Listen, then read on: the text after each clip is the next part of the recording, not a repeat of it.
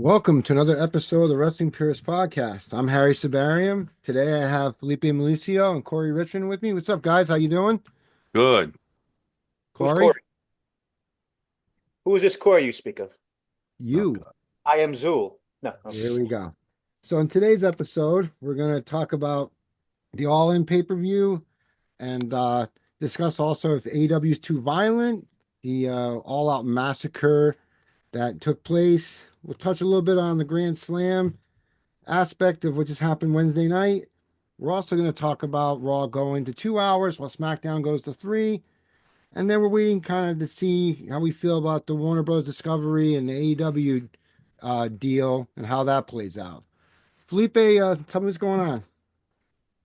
Where to start? Well, I mean, last night was a Grand Slam show. It was a lot of speculation, not a speculation, sorry, but just a lot of flack about the decline in attendance over the years. It started out like at 20,000 plus, and then it just kept dropping and dropping. And then sometime this week, it was reported that only 6,000 tickets were distributed so far. And obviously, that became the laughing stock of the internet in terms of the wrestling realm that we live in. And here's another reason why AEW, why they're failing. They're gonna die. They're gonna die. They're following WCW's footsteps. Oh my God. But I mean, Corey, you were there that night for Grand Slam. Did it look like a dying product out there? Was it boring, or did the crowd not feel it? Give us your first person I mean, experience last night?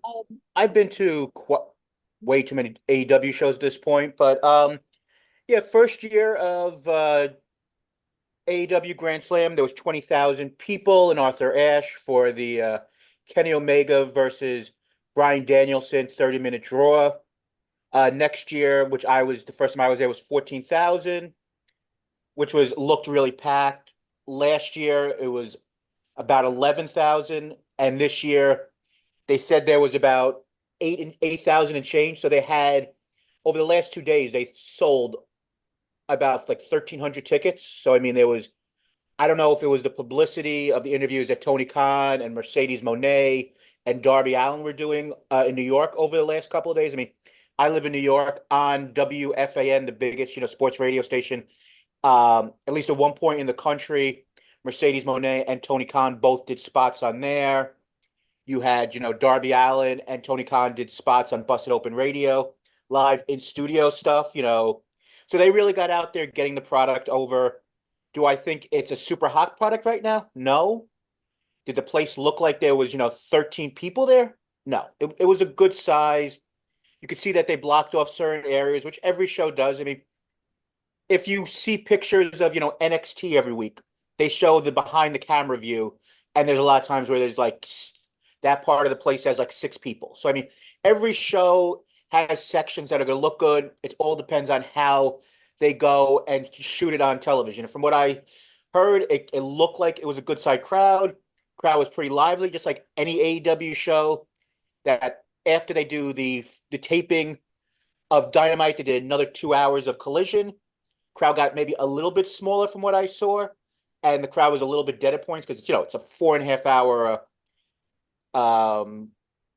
journey for the Hmm. show. So and there's plus and minuses. I thought it was a pretty solid show, and I thought that the match that people wanted to deliver, the three matches, I think they all delivered to different aspects. I mean, I don't know how it came across live on TV, but I thought the Bucks and Ospreay and Fletcher was a one of the better matches I've seen in a while live.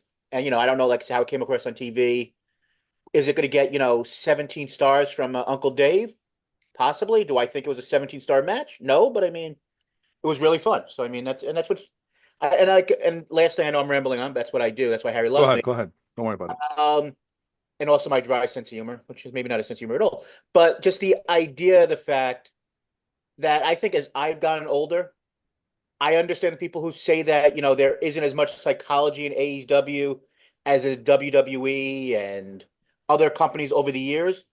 But I'll be honest, I enjoy, as Righteous Reg from Fightville says, a little bit of spot foo. I enjoy the matches where sometimes the idea of, the guy should have died 13 times. He just comes back up and sometimes sells, sometimes doesn't. At my age right now, I kind of like that. And, so AEW for me. I like what WWE is doing right now. I actually think the product is pretty strong for the most part. But AEW is a product I enjoy more right now just because I like what they're doing. Yeah, I kind of feel the same way. And originally, I asked you guys, let me get 5 minutes to talk about me beating The Legend of Zelda. But then I started thinking, well, it's gonna be awkward. And I don't know if I want people, if people will care that I played a video game. But while I was playing it, it did remind me, like, well, because I'm playing two games at the same time. I'm playing Legend of Zelda, Breath of the Wild, and Xenoblade Chronicles 3. Legend of Zelda, masterful, wonderful. It's all about the gameplay, about exploring, discovering the world, going at your own pace, and very minimal spoon-fed cutscenes and just constantly trying to chronicle story. They don't do that. It's like you pick when the story comes to you. And I don't know if you are familiar with the games, guys, but it's basically a post-apocalyptic world. Like everything's in shambles. The kingdom of Hyrule is ruined, and they don't even tell you what happened. They just give you a clue. Go ahead. Is Link still trying to find Zelda after all these years, or No, don't. That's a different. This is why I don't really care about story in video games or in wrestling because that's a convoluted story, and we don't have that kind of time. But basically, in this version of the Legend of Zelda, uh, the whole kingdom's in shambles. But rather the game telling you what happened, it kind of leaves it up to the game player to decipher and come to their own conclusion of what happened. The other game I'm playing though, it's very beautiful. Xenoblade Chronicles 3. It's a very beautiful game. Um, just it's just mind blowing the stuff that they can do on these little discs. Because I play on the Nintendo Switch and they come with these little disc packets and whatever the scan discs, and it packs a punch. Great gameplay system and a battle system. I should say, great battle system. It's one of the most unique battle systems I ever experienced in my life. But for every 2 or 3, maybe 5 minutes, if I'm lucky, of gameplay, there's about a 10 to 15 minute cutscene every damn time. Every time I step somewhere. Okay, guys, hold on. It's time for the video game to spoon feed you the freaking story. Here's some more story. Here's another cutscene. And I'm just sitting there with my controller in my lap, wondering when do I get to play? And it made me realize joystick you want to use at that point. I get you. yeah, that's the joystick I want to use. And it made me realize, oh my God, this is like me watching AEW versus WWE, where people want story. And this is going to sound like very overgeneralizing, like a big giant overgeneralization.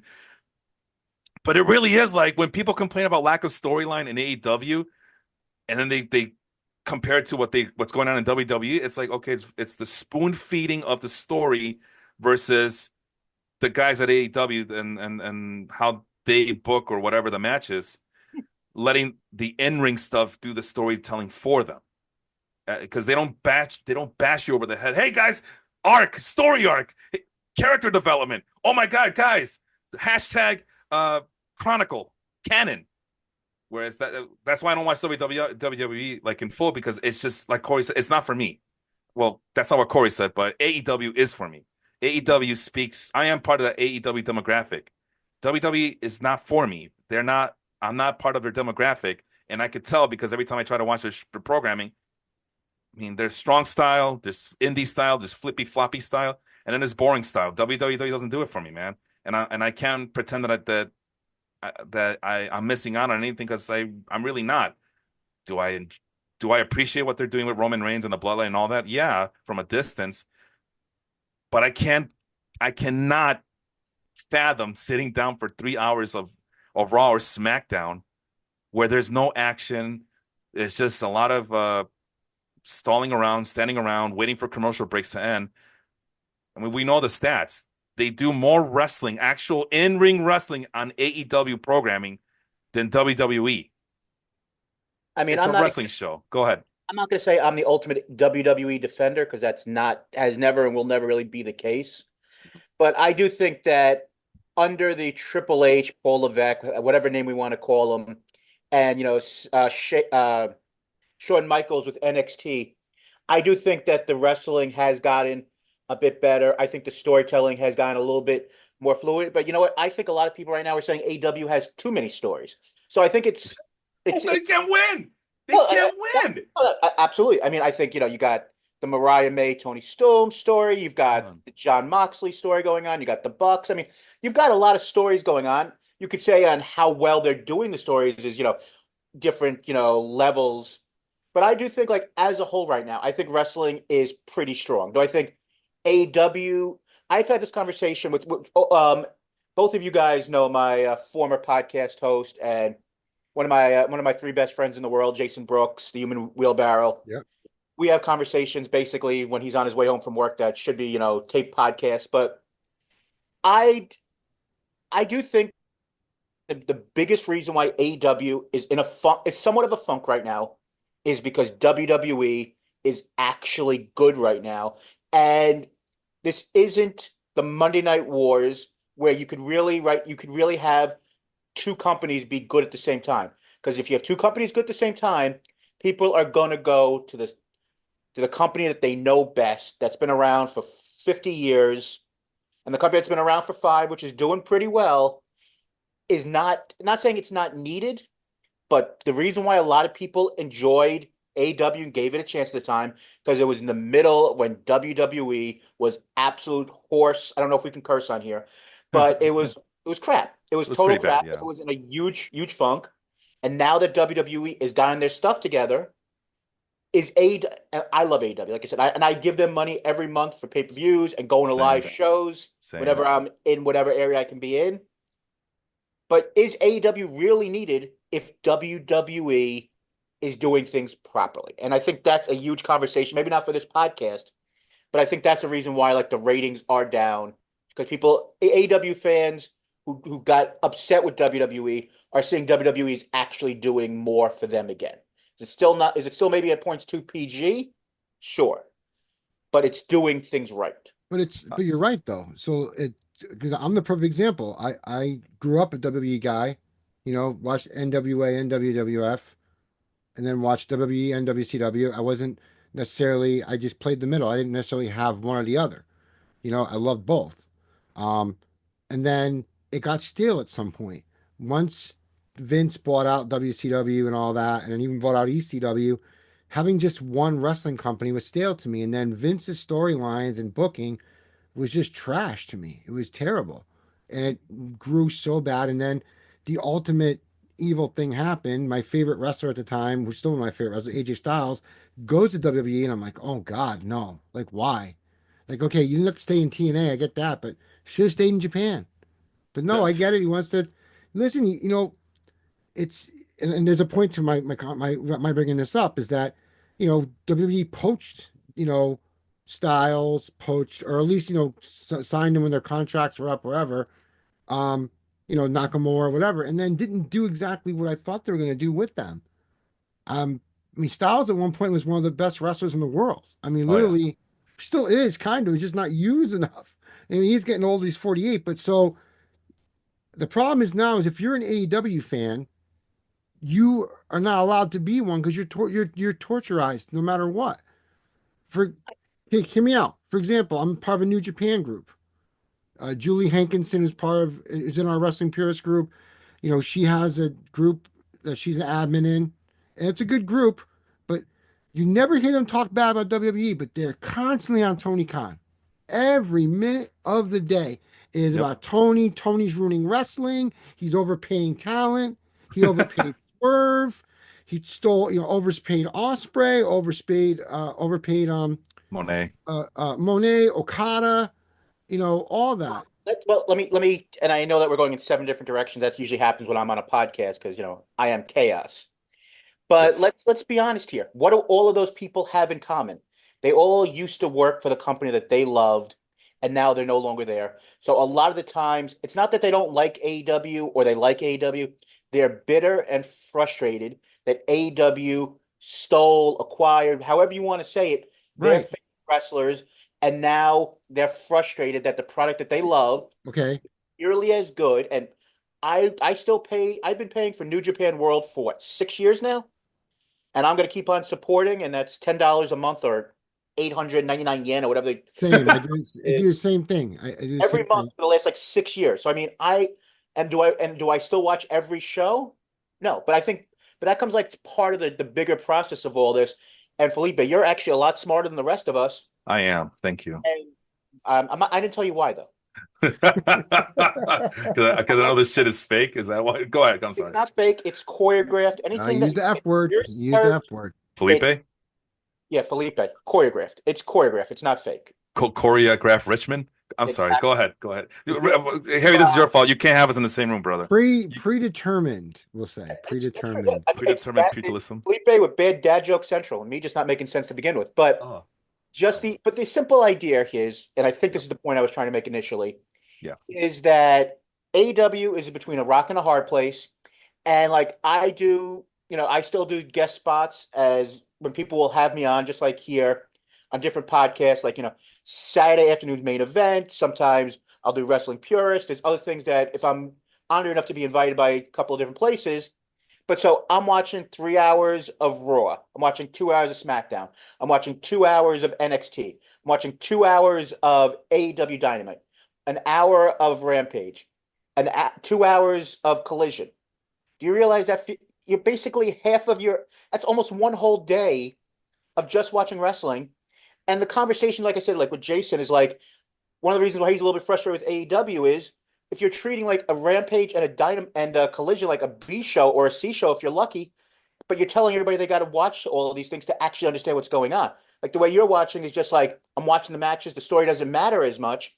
But if you want to try to get a full context of what's going on, you've got to watch feels like 17 hours of television. No, When you back don't. in the day you No, you had don't. Raw was 2 hours and SmackDown.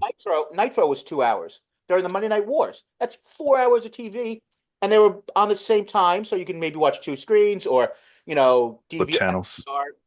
And flip listen, I channels, VHS or whatever. But now you've got to watch so much stuff just to keep in. And like I said, Felipe, by you only watching a certain amount of stuff, you've actually kind of insulated yourself a little bit more in that you're not taking so much. And then there's just all this hate of like, I got to watch all this stuff. I don't really know if I like it. And then there's an AEW, like I said, AEW it's not New Japan. It's not WWE. It's not Impact. It's like something in the middle. And if things are good, is AEW needed? If things are bad, is AEW part of the problem? It's like you can't win, and you just want to hopefully at some point people just be nice to each other and just realize this is for entertainment. This is something that you are just like sports and everything else.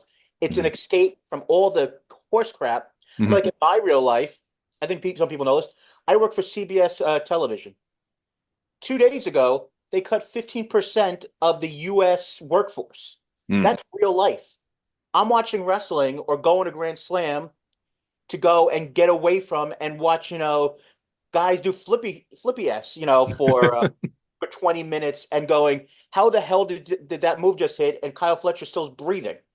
I mean, that's a release. The idea of everybody screaming and yelling about it with anger, the JDs from New York and all these other don't morons. give that guy any publicity on this show. My God, that guy's a I moron. saw somebody complaining about him, and And I apologize to my buddy Adam, who thinks he's great and he says it down the middle. But I'm not a fan of JD from New York. I'm sorry, I'm yeah, just not. he's a douche nozzle, as would be as I would say. You do say that. I just wanted to chime in really quick, and you got to make this point when you say is AEW needed when things are bad or when things are good? Is AEW just a hindrance or something that's required, or is it really needed? Do we really need another wrestling promotion than, in this current times that we're in? You know who would agree that it is needed? The wrestlers themselves. 100% agree. 100%. I mean, the best and one of the best things of the idea of Tony Khan bringing AEW to the mainstream is that almost like 200 people are getting regular or semi-regular paychecks every 2 weeks. Certain people who work in the offices are getting health benefits. There are a lot of people out there who Eddie Kingston was about to go and just retire from wrestling, and now he was able to buy a house. an actual, unfortunately right now he's hurt and he's not going to be back for mostly another, like, I'm guessing 6 months if we're lucky. Mm. But I mean, there are plenty of guys out there who have made it and are more than what they could have been. I mean, like, you hear Darby Allin in interviews saying, I would have never made it in WWE, which is, and they would have made him change different things. Yeah. Yeah. And, certain guys, I mean, is there at times maybe too much blood in AEW? And we'll get to that in a few minutes. But AEW has a place. TNA has a place. MLW has somewhat of a place. NWA does not have a place. That's just trash. New Japan has a place. CCW back in the day had a place. GCW has a place for some. WWE or whatever you want to call it has a place. But I do understand the general idea of if you have a limited amount of hours, you have a limited amount of free time. Like a mutual friend of mine and Harry's is a guy named Christopher Morin who works on Saturday afternoon main event. He goes and he's a huge sports fan. Now that football's back, he's going to watch WWE or AEW or different things. But those are going to be on the back burner now that the Chicago Bears and the Alabama college football Roll Tide, I guess. I forgot the name. Crimson Tide, yeah. Crimson Tide are back. Wrestling is not as important now with, the idea you could bet on sports and all these things. Wrestling is going to go and take a back seat.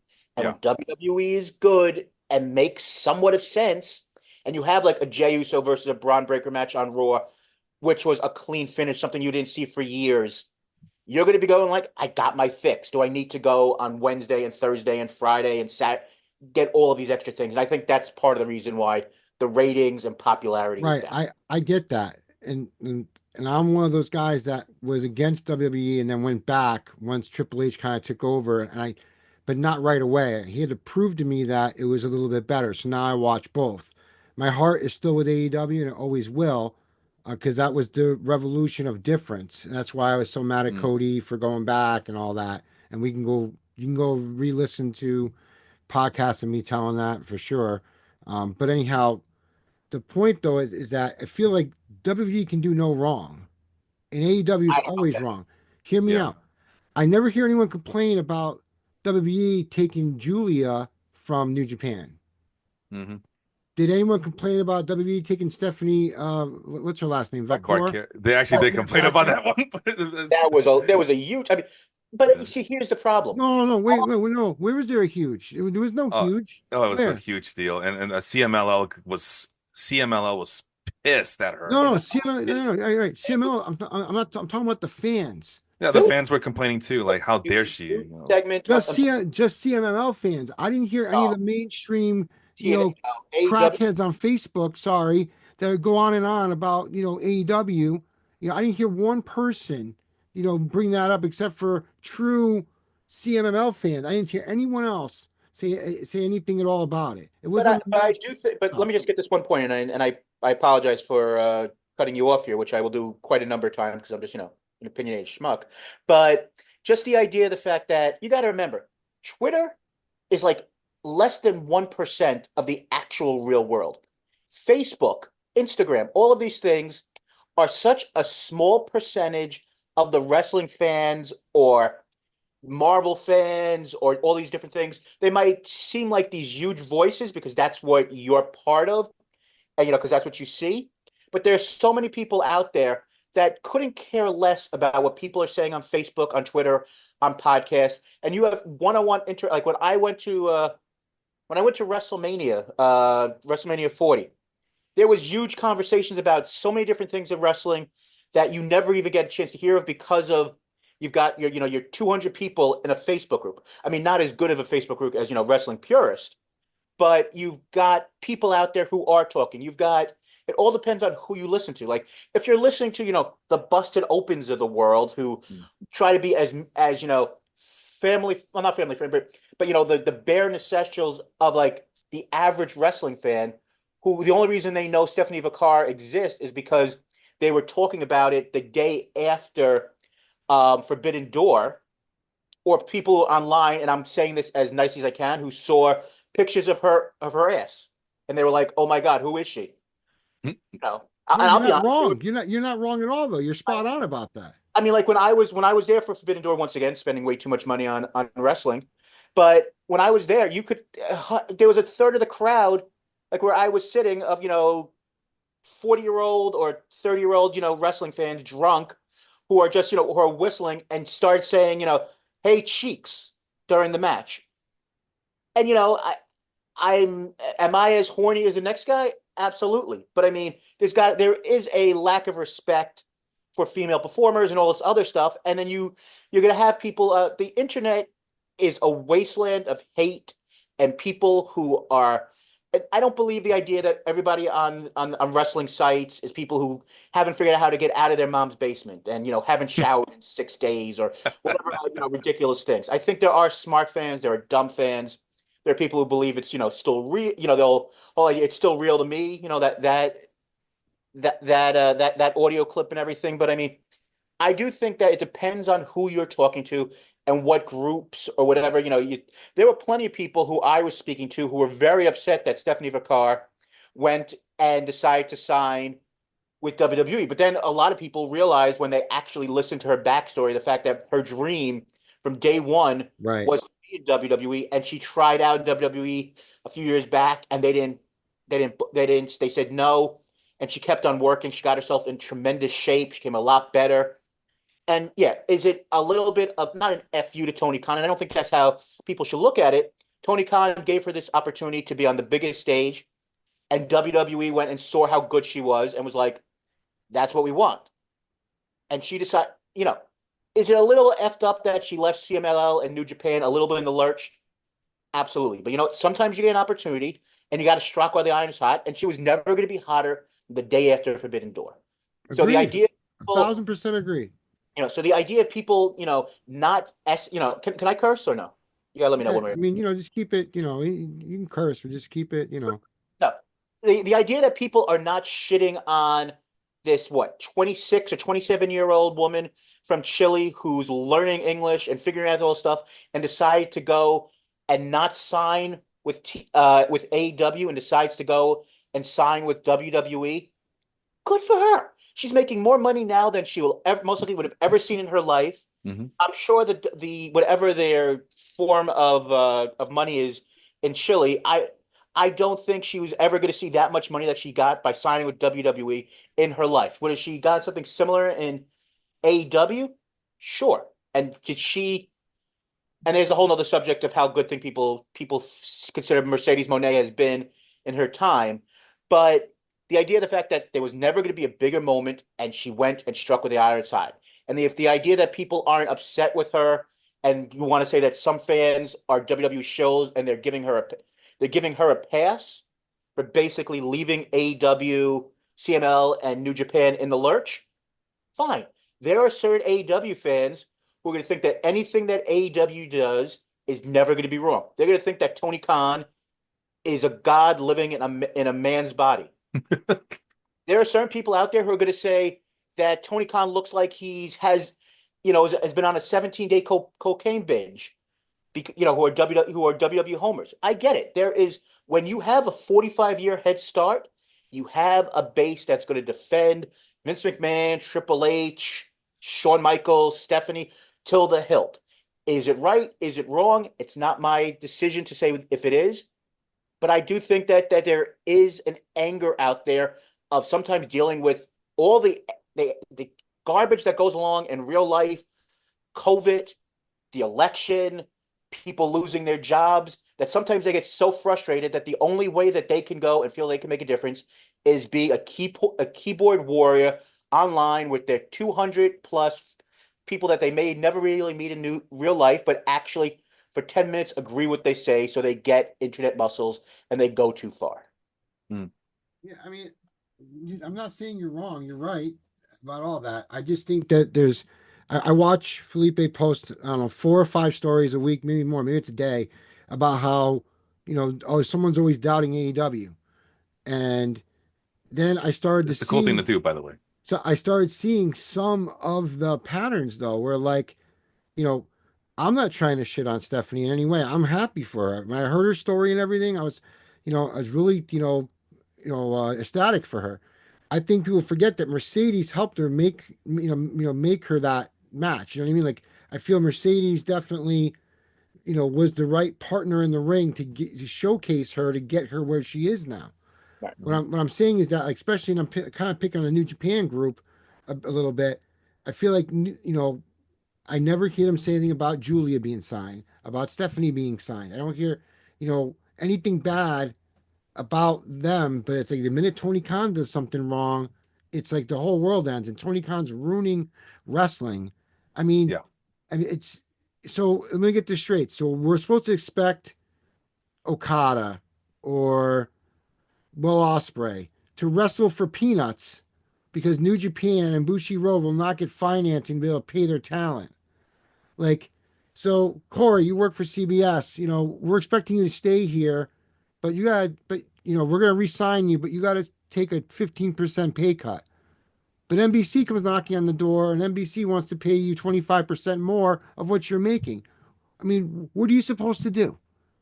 You know what I mean? Like, it's But I do think that I'm sorry to interrupt. I'm not going to apologize anymore for being me. No, I think the idea is, like I said, there are loyalists and sycophants on both sides, and I Yeah. do think I agree that with that. there are more WWE fans or WWF or whatever, however you want to go, WWF fans than there are of other things, and they're going to be the loudest voice in the room. And we're not going to talk about it on this particular episode, but there are people who are going to watch, the Mr. McMahon 6-part documentary on Netflix over the next couple of days, and anything that's bad that comes out, and there is some stuff about McMahon, they're just going to say it's lies. They're going to just say it's just people who want AEW to succeed or this or that, and they're not going to see reality. I mean, I will say one thing, like during this like Mr. McMahon documentary, which I finished a couple minutes before we then, well, like there's 2/3 of it is interviews with Bruce Pritchard from at one point, Oh, and God. then he is what he is, Yeah, and screw then that in guy. the very last episode, in episode 6, which I think might be the best episode of it, they talked to him in 2022 or so. So it's a new set, and he has a pick, and he's basically comes across as, and they straight out asked him, "So what do you think of the project?" He says, "I think it's terrible. It's just a hit piece on Mr. McMahon." And there will be people who think that, and there'll be other people who watch it are like, "This is really interesting." And there are problems with this documentary to plus and minuses, but it's the same idea. There are going to be people out there who love a product. I mean, they're like, we'll go with us. We're all sports fans here. There are people who are going to go and with the New York Yankees, not a Yankee fan. Their general manager. Oh my God, I just forgot his name. Brian Cashman. Yeah. I think that every decision he's ever made is perfect. He should have a job for life. And there are other people who are not going to like Brian Cashman, who are going to say that he should have been fired 6 years ago. And the reason, and Aaron Boone still having a job is basically malpractice. Hmm. So I mean, if you're a fan of Brian Cashman, you're gonna want to see him stay. If you're someone who thinks he's been there too long and it's time to go, you're gonna think every decision he makes. It doesn't matter that Aaron Judge is a pretty much what, a 2001 favorite to win the MVP, and they're going to say, well, he signed him, he's doing a great job and everything else. It all depends on your perspective. Are people way too in their own camps? Absolutely. And it fully frustrates people like Harry who want to go and be down the middle. And I get your frustration, Harry. And I think sometimes you come from a very good place and you get frustrated by all of the sycophants who think that one way or another, their way is the only way it has to be. And that's like what part of this podcast process is explaining to people that you could have differing opinions, but you don't have to be a raging asshole in order to get your opinion to be the right one. It's not Good band, by the way. what is that? It's a great band, by the way. um, but I think that's just the general idea. I think Harry, I love you, but sometimes you take some of these opinions that people have way too seriously when they're just people who just want to go and feel a porn for 30 seconds and they go too far. Yeah, I guess that's one of my flaws. I'm a straight shooter, and I just like I don't like nonsense. And I just when Hmm. people speak nonsense, it just cracks a nerve. It's funny. It's Miller from I Heart Wrestling was on the same thread, And he's like, yeah, I just pay no attention to stuff like this. And then I was honest. I said, I try for months, and then something just triggers me, and I kind of go off kilter. I try not to, but but that's the point. Like, I find it, if an AEW guy like Felipe literally, stands up for himself, because stands up for what he believes in, automatically, he's the problem. But a WWE stan can shit all over AEW and he's like praised, like it's weird to me, Well, Yeah, it's it becomes mob an mentality. echo. What? It's a mob mentality. That's Yeah. basic. It's basically you find, it's the idea of you find the smallest kid in the playground and you go and you make your reputation by, trying to beat the living hell out of them. Sometimes the kid's going to go and step up and punch the bully in the face, or True. they're going to cower in the set, and everyone else who doesn't want to get bullied will join the fray. And that's kind of what happens with internet and Facebook, Twitter, X, whatever you want to call it, culture. You Yeah, know, I Not me, just man. Not me. I go to the beat of my own drum. I I mean, just I, I'll like. Go ahead.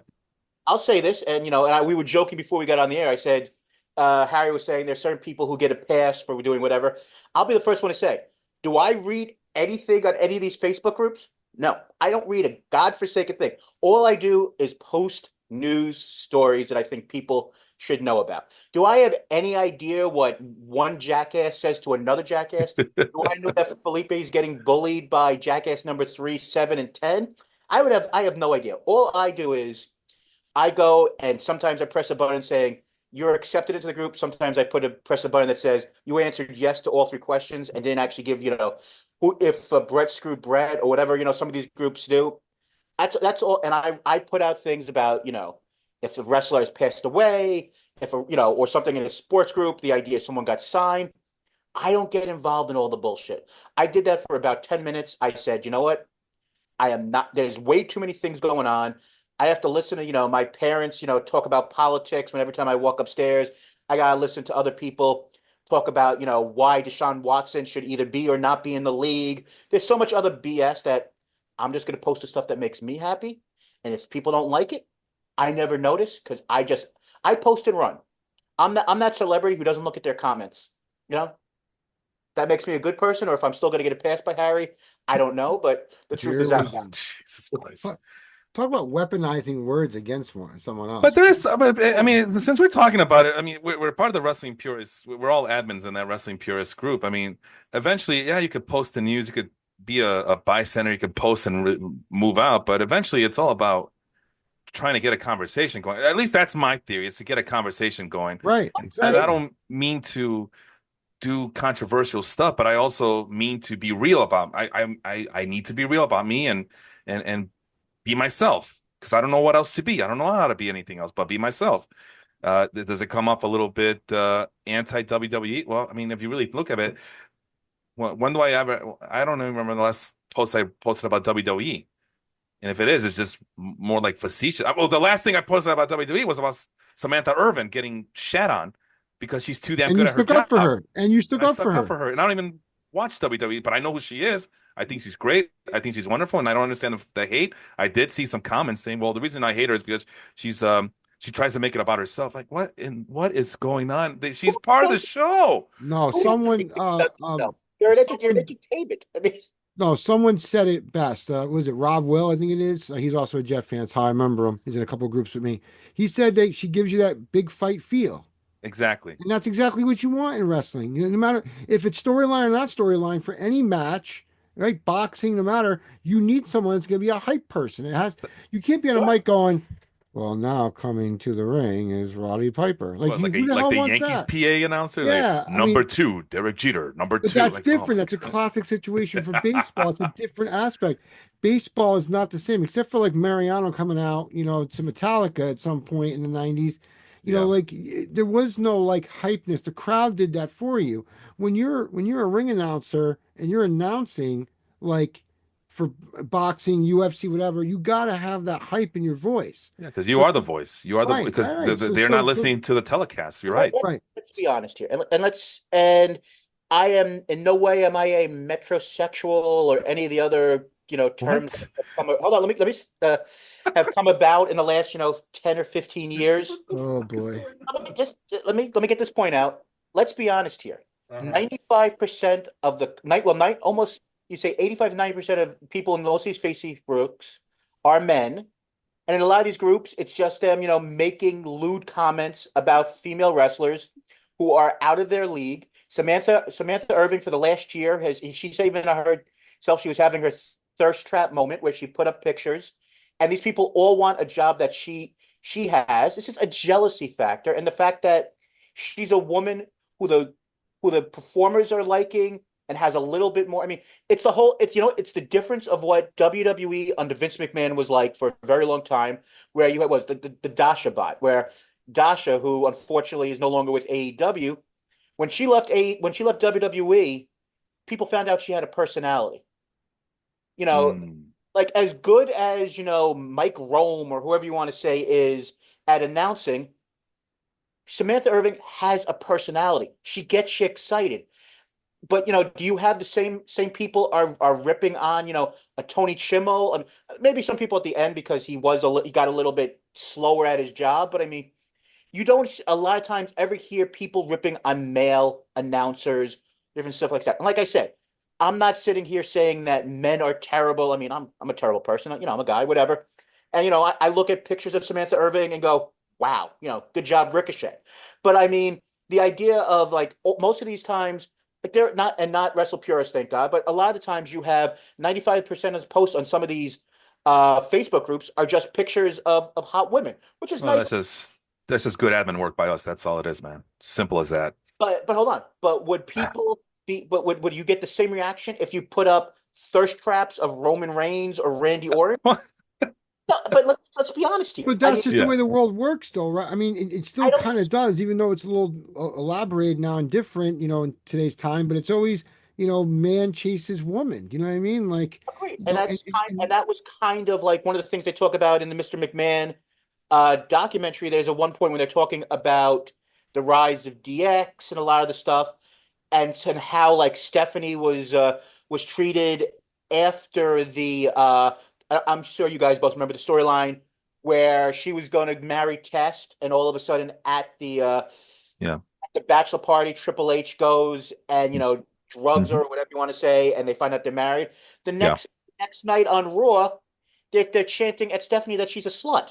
Yep. I Yep. mean, and basically, she supposedly, at least at the beginning of that story, she was the victim of that. So I mean, there is a thing where, and I know that I'm going on a diatribe about Samantha Irving here, but it's the idea of the fact that a lot of times these female performers are just looked at as a piece, just put it nicely, as a piece of ass. And if they don't do exactly what they feel their role should be, the male fans get all uppity and get upset on the fact that she's showing personality. She's just not sitting there and saying the winner of the match is Cody Rhodes. And when she says, she goes Chelsea Green or however she says it, Chelsea Green. you know, I she's love that. It's she great. shows personality, and the idea that all these guys who wish they can be with her are all upset. It's just it's sexual frustration by a lot of these people. That's well, what it that's is. idiotic. Damn, good. That's Corey going psychological here. Like no, but he's that's no. I agree with you. But then those people are idiotic, man. Just be mature. You know what I mean? Like, listen, Samantha Irwin's hot. You know what I mean? She's, no one's gonna.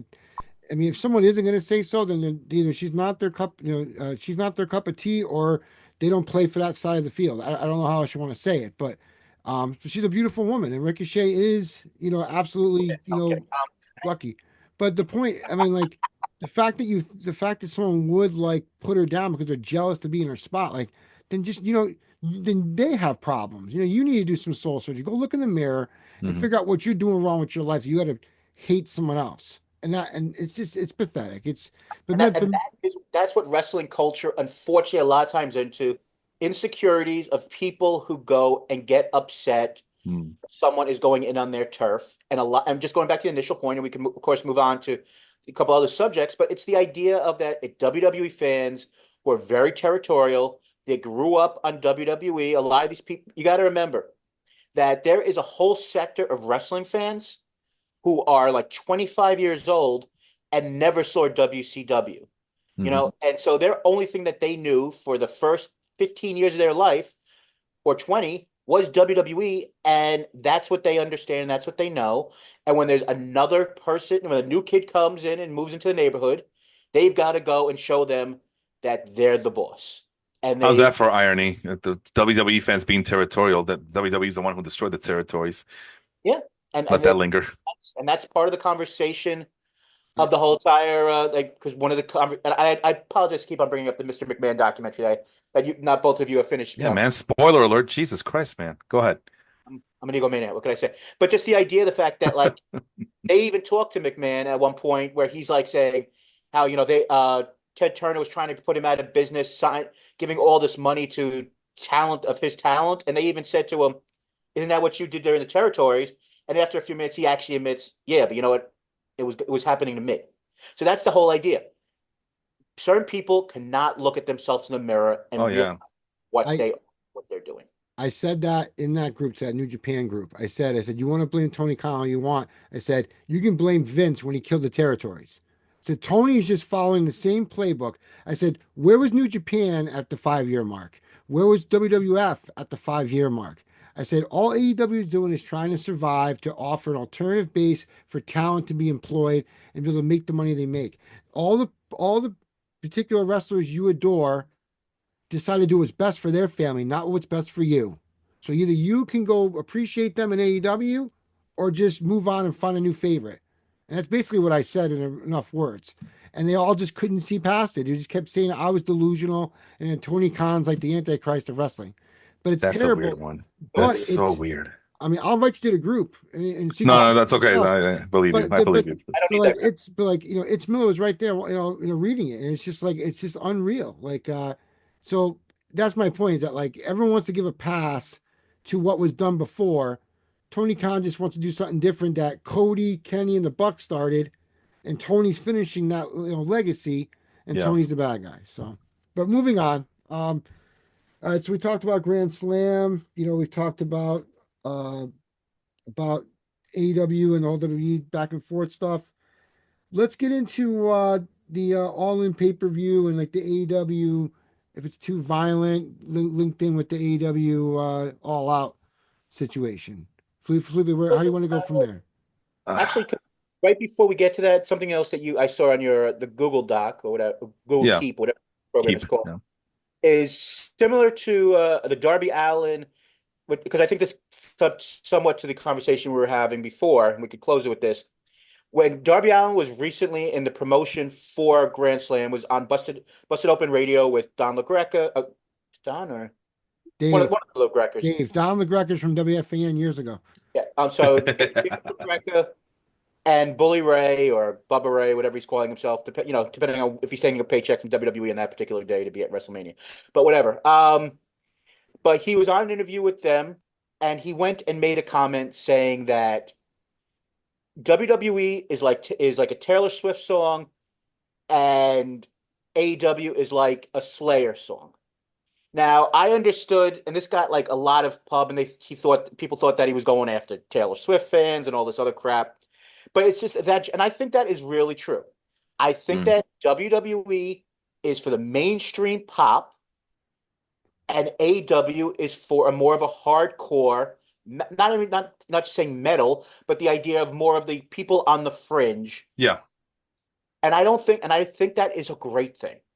One of the things that enticed me to AEW in the first place, besides the fact of not wanting to watch the greatest wrestling match of all time of Edge versus Randy Orton, which was not for me, way too, like it was like 46 minutes long or something, and it wasn't very good in my opinion. But just the idea, the fact that when it started, and I still think it is that way, you've got Lucha Libre, you got Southern Wrestling, you've got ECW. You've got old school WCW. You've got something for everybody.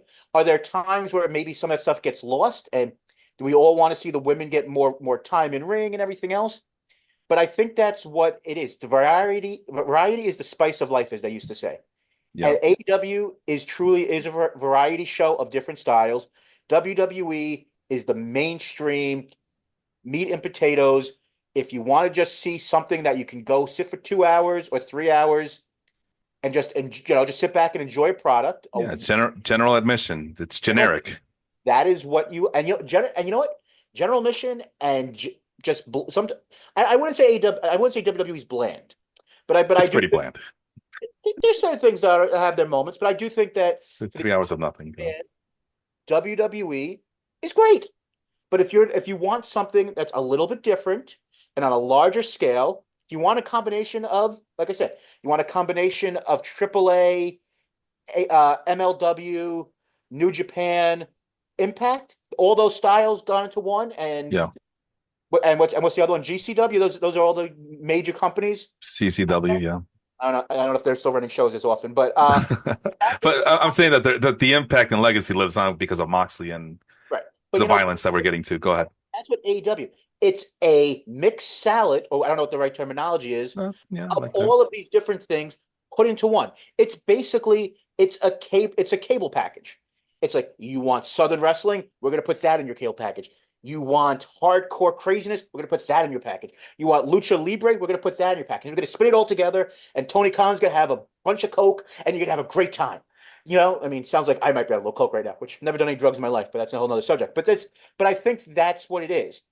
Slayer, Metallica, whatever you want. Well, Slayer is like a different form of, Metallica has become more mainstream.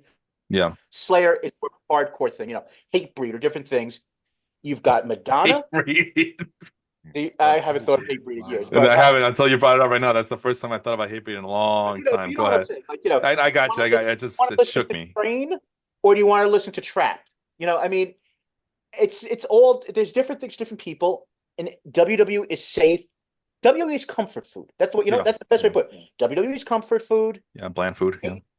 AEW is you might go to that Mexican restaurant and you might die as a result of something being slightly overcooked, or it might be the greatest meal you've ever had in your life. I was gonna say, you're right. WWE is not generic. He's Sami Zayn, actually. Hey, El Generico has been missing for years. He's found that orphanage. I'd love to see him come back and bring Kevin Steen with him. But you know what? I'm not. Don't say stuff bad about Sami Zayn. Sami Zayn's cool. You're talking about Kevin Steen. He might be back with the Young Bucks, and he might finally get his way and go to AEW, and that's gonna be a lot of angry WWE fans the day that happens. Good. And they're all going to say how much Kevin Steen stinks, and he's overweight, out of shape, and we didn't need that guy ever. But and then he's gonna go to Wembley. Go ahead. You realize why Harry's smarter than I am? Hmm. Harry says every 12 minutes. Harry says like 3 words, and he just says Corey, and I speak for like 25 minutes, and he at the end of the day he can take all the credit for my genius. So Harry's the smart guy here. He just sits there and goes, "I'm going to say 3 comments. It's going to be great. Corey's going to be ridiculous. Felipe is going to make a couple of dad jokes. It's a perfect mix." I knew what I was getting myself into. Trust me, I knew 100% what I was getting myself into. I thought smart guy was Taj Mowry. There we go. But Harry, I'm sorry. I No, once it's good. again You're right about that part though. I was gonna link in Darby after the fact about like how like violent everything is, and then bring up Darby's aspect. But you're right. And I think Darby's analogy was perfect. It made a lot of sense, and it's the best way to put it. Really, I mean, I I, I always thought like when I was younger, I remember I worked with a guy in a factory who like just got into wrestling, and he was like, he didn't know his ass from his elbow, and like it was like insulting some of the things he'd say about like, and he was like, oh, I'm like more the merrier guy. Like we have like all these nitro parties at my house, and then we got so we'll flip back and forth, and like he was a rich kid, and I'm just like, why don't you buy a second TV? Like I'm poor as shit, and I have 2 TVs, and we watch both. And he's like, we'll just watch whatever's good at the moment. I'm like, you're not a real fan. Like you're a bandwagoner. You don't really care. Like we had Pop Sibarium and I. You can ask my brother Johnny. Pop Sibarium and I. Well, in his living room, we had 2 TVs. One was smaller, one was bigger. Whatever was the hot thing at the moment was on the bigger TV. But we watched both at the same time. 2 VCRs, and we taped both in case we missed anything. Johnny still has VHS tapes for days from ECW, taping it at random times. It was 1 a.m. at MSG on a Monday morning, and then sometimes a Friday night at 11 p.m. on MSG. It was chaotic back in the 90s. Was he taking? Was you watching Jason Knight take a chokeslam from 911? Was that what was going on? Yes. I seen Jason Knight take some crazy bumps. shout out to Jason Knight. I've been talking to him a little bit here and there. I haven't talked to him recently, but did talk to him for a little bit, and he's back in the wrestling industry. Yeah, man, we got a 911 reference on this one. Yeah, Holy crap. 911. It's Uh, funny, as much as we all hate, we all hate our, the streaming platforms and all that. Peacock has all that stuff. How long it stays there, I have no idea. I don't know if it eventually goes to Netflix or what, but you can watch every ECW show yeah. you want on the Peacock network. I mean, it's Yeah, crazy. well, you mean remastered with fake music? Yeah, I'm good. Fake music and heavily edited I chair understand that, shots. but you still listen, you still watch the match. You know what I Oh, mean? no, Like, I'm just busting chops. I mean, but like everyone always says you don't need the storylines per se. Well, the match is there. The match told the story. That was the best part about ECW is the match. he is Yes, you had oh, storylines as well, but the matches told the story. yeah. So you can always go back to that if you want. Actually, Joey Styles was the one who told the stories. Listen, Joey told the best stories. Oh my God. I miss Yes, Joey. sir. There was no one like Joey. I miss Yeah. Joey. I live for that stuff. But anyhow, so the point though is that like this guy, his name was Nick. I'll never forget him, and he just rubbed me wrong. And I was just like, one day I stopped talking to him. I just Hmm. wouldn't talk wrestling with him. I just because he was such a like a bandwagon jumper. It's like him being like a Red Sox fan, a Yankee fan. You know what I What, mean? Like, Christina Aguilera's song? He didn't rub you the right way? What is going on? no, he did not rub me the right way at all. No, but Yeah, the point. True genie in the he was a No, but true. the point is that like I feel that's the way wrestling is now. Like you said, it's like there's like the Super Bowl is not for a true football fan, it's for to get the casual fan, right? So yeah. WWE is to get the casual fan. AEW is not for the casual base. It's just not. Yeah, And No. and never another 2 years when it's back on CBS, please watch. I need to keep my job. Now, No, see and I was gonna say the casual fan's too busy watching the commercials anyway, which exactly. I guess that's the whole point, but yeah, I'm waiting something to see like that. Kendrick Lamar in the halftime show. I think that should be fun this year. oh, that's gonna be great. I don't care what anybody says, that's gonna be great. I'm gonna enjoy it. Not I'm getting gonna enjoy involved it. in that Kendrick and all that stuff on. Sometimes you gotta show up and show them. Mm. Exactly. So Not like us. how do we feel? Here we go, not like us. Um well, WWE is the Drake of wrestling. Well, um, let's not go crazy, man. I was trying to avoid that. That's why I kept trying to move on, but I knew I had to get a little jab in there. AEW, Tony Khan, he's what the culture's feeling. Huh? Here Yeah. we go. Here we go. All right, so back to the programming. So Are we talking about MVP already? What? No. no, not yet. How do we feel about All Out though, it being like the massacre? Being too violent. Corey, I you were couldn't at which one? believe it. You were at All Out, correct? Mhm. How did you feel? What was your perspective about the violence in All Out? Let's all right. I can be honest here. We're all among friends or people who've actually met in real life. I until the very end of the Swerve Hangman match, I enjoyed everything on it. I think the very end might have been a step for half a second too far, but we all know it's a gimmick. It's a gimmick chair. They learned their lesson from the Cody fiasco from 3 or 4 years ago with him and Sean Spears. Do I like the idea, even if it's a work chair doing unprotected chair shots? No, don't love it. Did the stuff with the syringe seem ridiculous? And I know that Felipe says, story, who cares? But it would have been, and I haven't rewatched it back, but from what I've heard, they didn't exactly explain what the heck was going on with what was in that syringe or any of that stuff. So that was a little much. I mean, I really enjoyed the Willow versus Chris Statlander match. I thought that was really well paced. I thought there was the right amount of hard. One thing I thought they really did well on that show was basically once an hour you had a heated feud, hardcore, more violent type of match.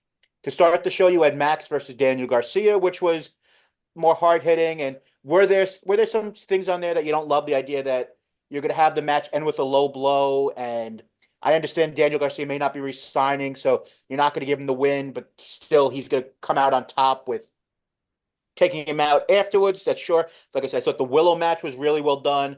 Do I love light tubes? No, I'm not. I'm not a GCW guy. I like a certain amount of hardcore violence, but I think that sometimes you go a step too far, like with GCW. And I thought that until like I said that last spot, I thought the Swerve match was really good, and I didn't mind it. I thought it was a lot of fun. I thought it was an overall show. I think AEW usually does not miss pay-per-views. Do you want to say sometimes TV can be a little up and down? Absolutely. I'll give you guys, I will 100% say there's some stuff that on TV doesn't always work, for me and for others. But I don't think it was too violent as an overall. I do think the unprotected chair shot was a bad look. Okay. Felipe, how did you feel? I haven't watched. I missed it. Remember, it was my wife's birthday weekend, so I usually get my way when it comes to my wrestling programming, but not this one. Tony Khan screwed me. He Montreal screw jobbed me that day. I know By there was a free ticket that was actually waiting for you to come and join me and Jason, but whatever. We got an unbelievable. empty seat that we just sat in between us. It was The missing Felipe seat. yep, incredibly But awkward. Hold on, so but you haven't gone back and watched it at all? You haven't no, tuned to it? I'm hoping that this WBD deal gets done and we can watch it for free on the on Max. Yeah. Although now that's starting to sound like that's not happening. I think I think Wait, what? I didn't hear about that. It's no, happening. but It's you happening. think so? I have a bad feeling that we're gonna have to pay extra for the pay-per-views anyway. It's not gonna be like a WWE Peacock thing. I'm not. That could be something. I mean, I'm not interested, but I mean, Andrew Zarian from Fightful, from his sources, has said that from what he's hearing by January, the pay-per-views will be on Max. Like Will for like at no extra cost, just a that subscription. he does not know that. I mean, I know that Mm. they have had talks about having a BR Live type of extra sports tier.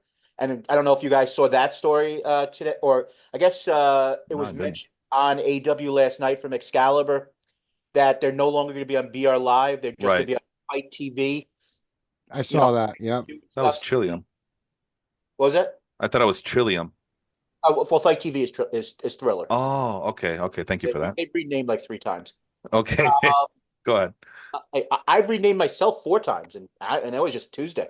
But God, franchise, the best at what I do. Corey Richman. I don't know. You're the only guy I know who can offend somebody, make somebody mad, and then they eventually want to bring you back on the show. I'm still lost by that. But go ahead, continue. I am me. He is he. He is him. Yes, I am Carmelo. Uh, no, but back to the initial idea of whatever I was saying at Streaming Consciousness a moment ago. I do Yes. think that AW All Out. I thought it was a good show. I think that it is going to be interesting to see where this TV deal goes. I mean, John Olrand is a pretty secure TV insider, and especially when it comes to sports media. He reported on his Substack, or on a part of the non-free part of, I guess, of his Patreon over with Puck, that he's hearing, that there's a deal in the $170 million a year range. They're going to be on, 2 times a week on True TV, I guess mostly replays, and still be on TNT and TBS. And then, like I said, there is the aspect of what Andrew Zarian, who's been right on almost everything he's ever reported, that the pay-per-view starting in January or maybe slightly earlier will be on Max. What Felipe, what you brought up, if it's on a separate tier, I don't know, but because I think that one of the things that people have been saying about Max for the longest time is they do not have a pay-per-view system. Mhm. They simulcast, like, with the US soccer and different things like that, where it was on Turner and then it was also on Max. And I think they've done a couple of, I think they've done that for basketball too when it was still on TNT. Well, yeah, Right. yeah. Go ahead. So, I mean, there's going to be aspects of this deal that are going to be really interesting. And, there's still this idea that maybe they can get on some version of Fox with another show. But I do think that AEW is going to figure this out. The people who always say AEW is dead, I think it's alive for at least another 3 years. Let's be honest. That's at least Yeah, no, that's exactly right. But getting back to that though, it's just is it too violent? Is it this? Like I didn't, I haven't watched it yet. Like I said, I'm waiting for the Max deal to cut through and see if it'll give us access to all the old shows and old pay-per-views, and I can watch from the beginning and at my own leisure. But it's just funny to me when I left wrestling for good when WCW died. I came back in 2016. I tell this story to Harry all the time. Might have told this to you, Corey, already, but I came back in 2016 always somebody and But it wasn't the WWE part that got me back. It was listening about the Young Bucks and all these other independent wrestlers, like the stuff that happened in Pro Wrestling Guerrilla, Lucha Underground, all that stuff. That's the stuff that came me back, and all that stuff was over the top and yeah, questionably violent, but violent nonetheless. Because to me, that's what fighting is. That's what wrestling is. It's not supposed to be pretty or look like a dance out there. I know that a lot of people say, well, AEW does a lot of flippy shit. So what are you trying to say here? But at the same time, if it's gonna get violent, let it get violent. Let's get ultra violent. If it's all choreographed anyways, why do you care that oh well, what about these wrestlers and what about their future and why are they so soaking in blood every week? That's so stupid. Like, like, these are the same people or it has to be the same sector of people that were complaining about WWE back in when I came back in 2016, 2017, when it was supposed to be dead. It's too PG. Why can't they go back to attitude? Why can't they be more attitude? Why can't they be more like ECW?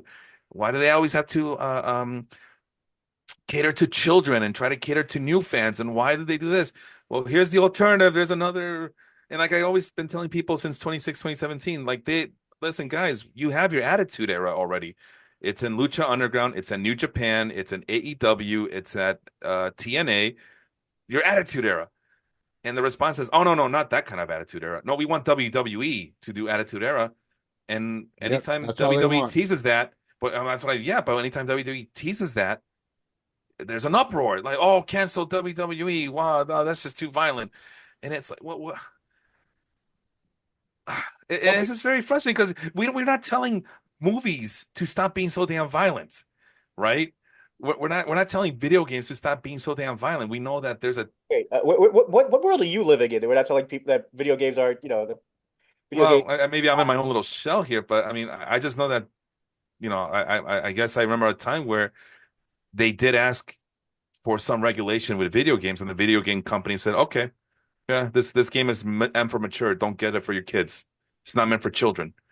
You know, the Marvel universe I mean, that's as clean cut and PG as it gets, and they do some pretty violent things there as well. So, but when it comes to wrestling, it's like we want it to not be PG, but we don't want it to be rated R or rated X. So what? They want it to be PG-13 then? Like, what are we looking for here, folks? You got your violence, you got your attitude era, and all I see are complaints about it. And I don't know. To me, if it's a fight, it's fights are ugly. Look at MMA, look at boxing, where people are they sign on for this to have these long-term effects. Slap fighting. Give everybody a CTE by just getting slapped in the face. Yes, People watch that. Corey hates slap fighting. I remember Corey and I talking about slap fighting. Oh, Corey's not a fan of it whatsoever. it's the dumbest thing ever. I don't watch that No, stuff. I'm not a fan of it either, but Corey It's made a Can I big just just deal can I about just it. break in with something that I just saw? And I know that I haven't watched in many years because of how it's offered, but the main event for TNA Bound for Glory is Nick Nemeth, the former Dolph Ziggler, their champion, versus Joe Hendry. I think that's very yeah. interesting. That's pretty damn good. I mean, that is really good for them. I mean, I know that I know from reading that Josh Alexander, I guess, was in the title picture, and he's great. But I mean, I would love at some point to get in I know that Felipe, you don't watch a lot of NXT or WWE, but I do find it fascinating on how TNA has or Impact or whatever they're calling themselves nowadays. It's I think TNA. it's TNA. Yeah, Harry and I, we had a discussion. We had a whole episode, couple of episodes about that, by the way. I listen to the product. Yeah, no, it's definitely TNA now. Go ahead. I may not agree with the product, but I do listen to it. There we go. But how much, even though WWE never tells you how to watch TNA, but the TNA product has really figured out a way to go and get their product to be relevant as a result of the connection to NXT. And Joe Hendry, who was an internet sensation, is now getting from the stuff that I think it was going to happen anyway, but from the stuff that he did in his couple of appearances in NXT, has got himself into their biggest match of the year, and I think legitimately could win the title. So I mean, I do think that's really interesting. I know that I'm talking about something, No. You make a good point because the this is ADD in me that's looking online to see how many yards, and and and neighbors have and stuff. and But maybe at some point it's for a different podcast, but you made me think of something. So I was reading an interview, I guess, with All Ego Ethan Page, Yeah. and I guess which we all didn't know what was. Well, at least I didn't know that he was completely gone from AEW, or maybe he wasn't, or maybe he was just like in an impasse with contracts. He was doing some independent shows, and he got a call one day out of nowhere from WWE, like, "Hey, is this Ethan Page? Like, this is WWE, this is so and so from WWE. I want to, we want to sign you." And he's like, "What?" And they're like, "Yeah, we want to sign." Like, okay, click. 30 seconds later, someone else calls. Like, is this Ethan Page? Yeah. Hi. So this is so and so, a different person from WWE. We want to bring you in on Thursday. I'm paraphrasing, but like, and he's like, is this real? Like, I thought the last call was a prank, prank call type thing. No, no, this is it. that came up on the Chris Van Fleet interview Yes, from yes. week. So, Yeah, that was a like, very interesting story. Yeah. yeah. So, like, and now look how much he has escalated, like in NXT. And I understand it's not the main roster per se, but so what? Like, I always liked Ethan Page. I was always wondering why he never got a proper push in AEW. And then now he's in NXT and he's getting, a better push, in my opinion.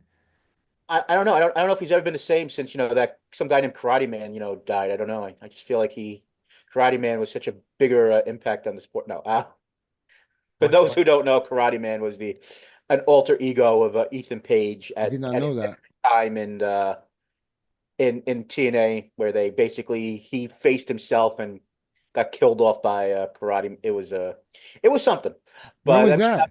finest hour of When was that? about 4. I think it was about 4 years ago, I guess. Oh, Okay, I wasn't watching TNA then. Yeah, Okay. him and Josh Alexander had split up, and that's right. They're on the same team. Yeah. they were The the top notch. Northmen. Yeah, I Oh think yes. Okay, I remember that they now. were an amazing tag team. And if, like I said, we're just going totally off base, but Well, if no, Josh but it's Alexander just winds something. up going to NXT and they reformed as the North, I think that would be amazing. But they're in two different times in their lives, and they're both good singles wrestlers now. I don't see that being in the cards, but I'm just saying that, like, we can pick both sides and say someone found a better version of, what I mean? Like, I feel WWE wrote off, Christian, years ago, and now Yeah. Christian is probably the best, or top best villain, in AEW, and he just keeps making himself better and better, So like so I feel that both sides can, you know, bring on someone else and then, rework them a little bit or still keep their, gimmick or angle to some degree and rework them. right. Um, then I heard a rumor about the Motor City Machine Gun signing with WWE, but Yep. they have to change their gimmick. I haven't heard anything about. I mean, I've heard that they've signed and there's a good chance they may debut on next Tuesday on the debut of on CW for NXT. I've heard that rumor quite a few times. I mean, I know PW Insider and Fightful have both confirmed from many sources that they are WWE bound. Right. I haven't heard the fact that they'll have to change, but I mean, I feel in the Triple H, Shawn Michaels era, the idea of people coming in with their gimmicks and actually, and this is kind of a Tony Khan idea, the idea that wrestling fans aren't stupid and people watch other wrestling, and the idea of the fact that what you watch, people actually know who you are, and there's no Oh need man. to change a gimmick. People used to give me so much flack because I would get offended as a wrestling fan. Like, why doesn't aside from Nakamura and AJ Styles, why won't WWE talk about how wrestler X has experience as a wrestler and that's not just some new guy that went through the performance center? And people would say, well, how would that help WWE? Felipe, that's so stupid. Like, that's just not the way wrestling promotions work. Are you effing kidding me? That's how they used to work back in the day. It Well, used to work that way. That And sounds like a now you're group. telling me that Triple H is letting them do that again. That sounds So, like a group I left a long time ago, but oh, we you won't know which mention group any I'm talking names. about. I think Corey's still there. I think I Corey's still there. I think they deleted all my past work there too, I think. But no, but like but then that's Vince. That was Vince. Vince never wanted to acknowledge anyone it didn't else. happen here, it doesn't exist. There's only one place that matters. And Yep. Yep. that is the, not to get, crazy in any other form, but that is the way that a tycoon or a billionaire or whatever, that's how they think. If it Delusional doesn't, narcissist. doesn't if it doesn't, if they didn't do it, it doesn't matter. It No, doesn't. I agree with Harry. Delusional. Delusion is the right word because wrestling never used to be that way. They all work together in the same with different territories. Here, let me borrow Harley Race, and we'll get you Ric Flair, and then we'll do a super show at the end of the year, and we'll do business together. Now, how that business was conducted and split into a nice little piece of pie, that's a different story. But no, there was collaboration, and AEW is showing that. That's part of the reason why it's so endearing to me. Is that it's AEW is showing me a piece of history that I never got a chance to look at because by the time I got into wrestling, it was either WCW or WWE and to a lesser extent ECW. I didn't know about all these territories until much later. And with the way that AEW is structured, it's like they're collaborating with New Japan, they're collaborating with CMLL and all these other promotions. They're allowing. They just told me the story about Ethan Page. The reason that Ethan Page was at an indie show is because Tony Khan lets his wrestlers still do indie shows. He was also no longer under contract at that point as well. I mean, he thought he was out. But I think, But they still are allowed to do indie yeah, shows whenever they feel like it. Obviously, AEW trumps everything else. Their AEW commitments trump everything else nowadays. But they still can make extra money on the side and do indie shows and guest appearances here and there. And they're not like we know what WWE does to these wrestlers. Like if they want to go take a piss, they have to ask permission. If somebody comes up to them for a deal that's advantageous to them, you got to go through WWE. To this day, John Cena has to cut in WWE headquarters on any outside ventures outside of WWE. And this guy has put in his time. He's a 20-year vet. He's a established movie star actor for better or for worse. That's who John Cena is. And he still has to ask permission. And that's if you really think about how ironic that is, like the reason that guys like Shawn Michaels and Hulk Hogan left AWA back when Vern Gagne's time was because he wanted a big chunk of their t-shirt sales. He wanted a big chunk of their paychecks and anything that they did outside of the promotion. He wanted that. And nowadays it's okay for WWE personnel to do the same thing that all these other future WWE stars all fled from, if that makes any sense. It's like I don't think. I it's mean, such a mind-blowing thing to witness right now. Go ahead. just a quick thing you brought up with the name change and all that stuff. I think one of the reasons it might have been why they didn't go with people's names for other promotions with like WWE is one, you want to, and this is absolutely true. One, if you rename somebody, you own that person, you own Right. that material. Right, And right, right, right. of the fact that when people came in at a different time, they own their names and you'd be able to do that. So, but it's the idea of the fact that you want to rebrand somebody as your vision of them, Yeah, and also they want to control everything. Right. I gotcha. like before the idea when WWE bought WCW, if you're going to go bring up somebody from somewhere else and you don't have any footage to actually show them, what's the point of saying that? I mean, they did it a little bit with Ric Flair, but what's the point of saying, Mr. Perfect was Kurt Hennig, former AWA world champion, when you can't show any footage of him in the AWA? Like with Tony Khan, he owns Ring of Honor. So if he wants to do a highlight package But of Roderick Strong or let's say Tanahashi or someone he doesn't actually maybe isn't under his seal, like before Jay White came in, he can go and show footage of Jay White or Will Ospreay in Ring of Honor because he owns that library, yeah, well, lucky for him, he works in conjunction with New Japan Pro Wrestling, so it doesn't matter. Quick Go ahead. thing. When Sting retired, he showed clips of Sting only, I believe, in Japan, right? Right. He wasn't allowed to show anything from WWE. So, like, WWE wouldn't let him know. right. So, I did hear, and not to get on tangents, but I did remember hearing something that people asked Tony if why there wasn't any WWE stuff. Tony didn't actually ask WWE for the footage. okay. Just like we're going to use the stuff that we have, we're going to go and use the stuff from the magazines and stuff like that. So I mean, from what I remember, Tony Khan saying in one of his post scrums things when he was asked, That wasn't, and he never. Maybe WWE would have not given him the material, but he didn't even ask them for the material. So I don't want to Yeah. kill WWE. I mean, I know it's very fun to do that, Felipe, but I don't want to No, but kill. come on. We know what the answer would have been. Let's not pretend like Well, it would hold have on. like Well, they hold would on. have done something different. Wasn't there a situation, and maybe I'm confusing it, but wasn't there a situation where WWE asked Tony about some footage on AJ from Ring of Honor or something? Wasn't there something? I That's don't news think to you're about me. that. I Yeah, I don't know. don't. I don't I know. could have swore there was something to do with that. And then wasn't there? I mean, maybe it was TNA. TNA had lent Christian up to WWE for like Oh, one that was show. years ago. Yeah, he Yeah, was in years ago, right? they, Okay. as a trade for. Right, but that was under the Vince regime where like that never happened. Now Right. this whole thing with TNA and WWE is new because it's under a Triple H Shawn Michaels regime, so it's different. Do I ever think WWE and AEW will collaborate? No, I don't think that'll happen. I I mean, think Not for a will while. happen one day. you think Yeah, so? I Oh, think one people day. together. Yeah. I I mean, mean, do you realize that? Yeah, I mean, they're I'd love for it to competitors. happen, but I don't They're know. competitors, but we talked about this before. That's why I always mock the idea, like, hey, next year, Forbidden Door, it's gonna be Randy Orton versus Christian Cage. You guys will see, and I mock it because and not because I want it to happen, but it's just a matter of time for it to happen.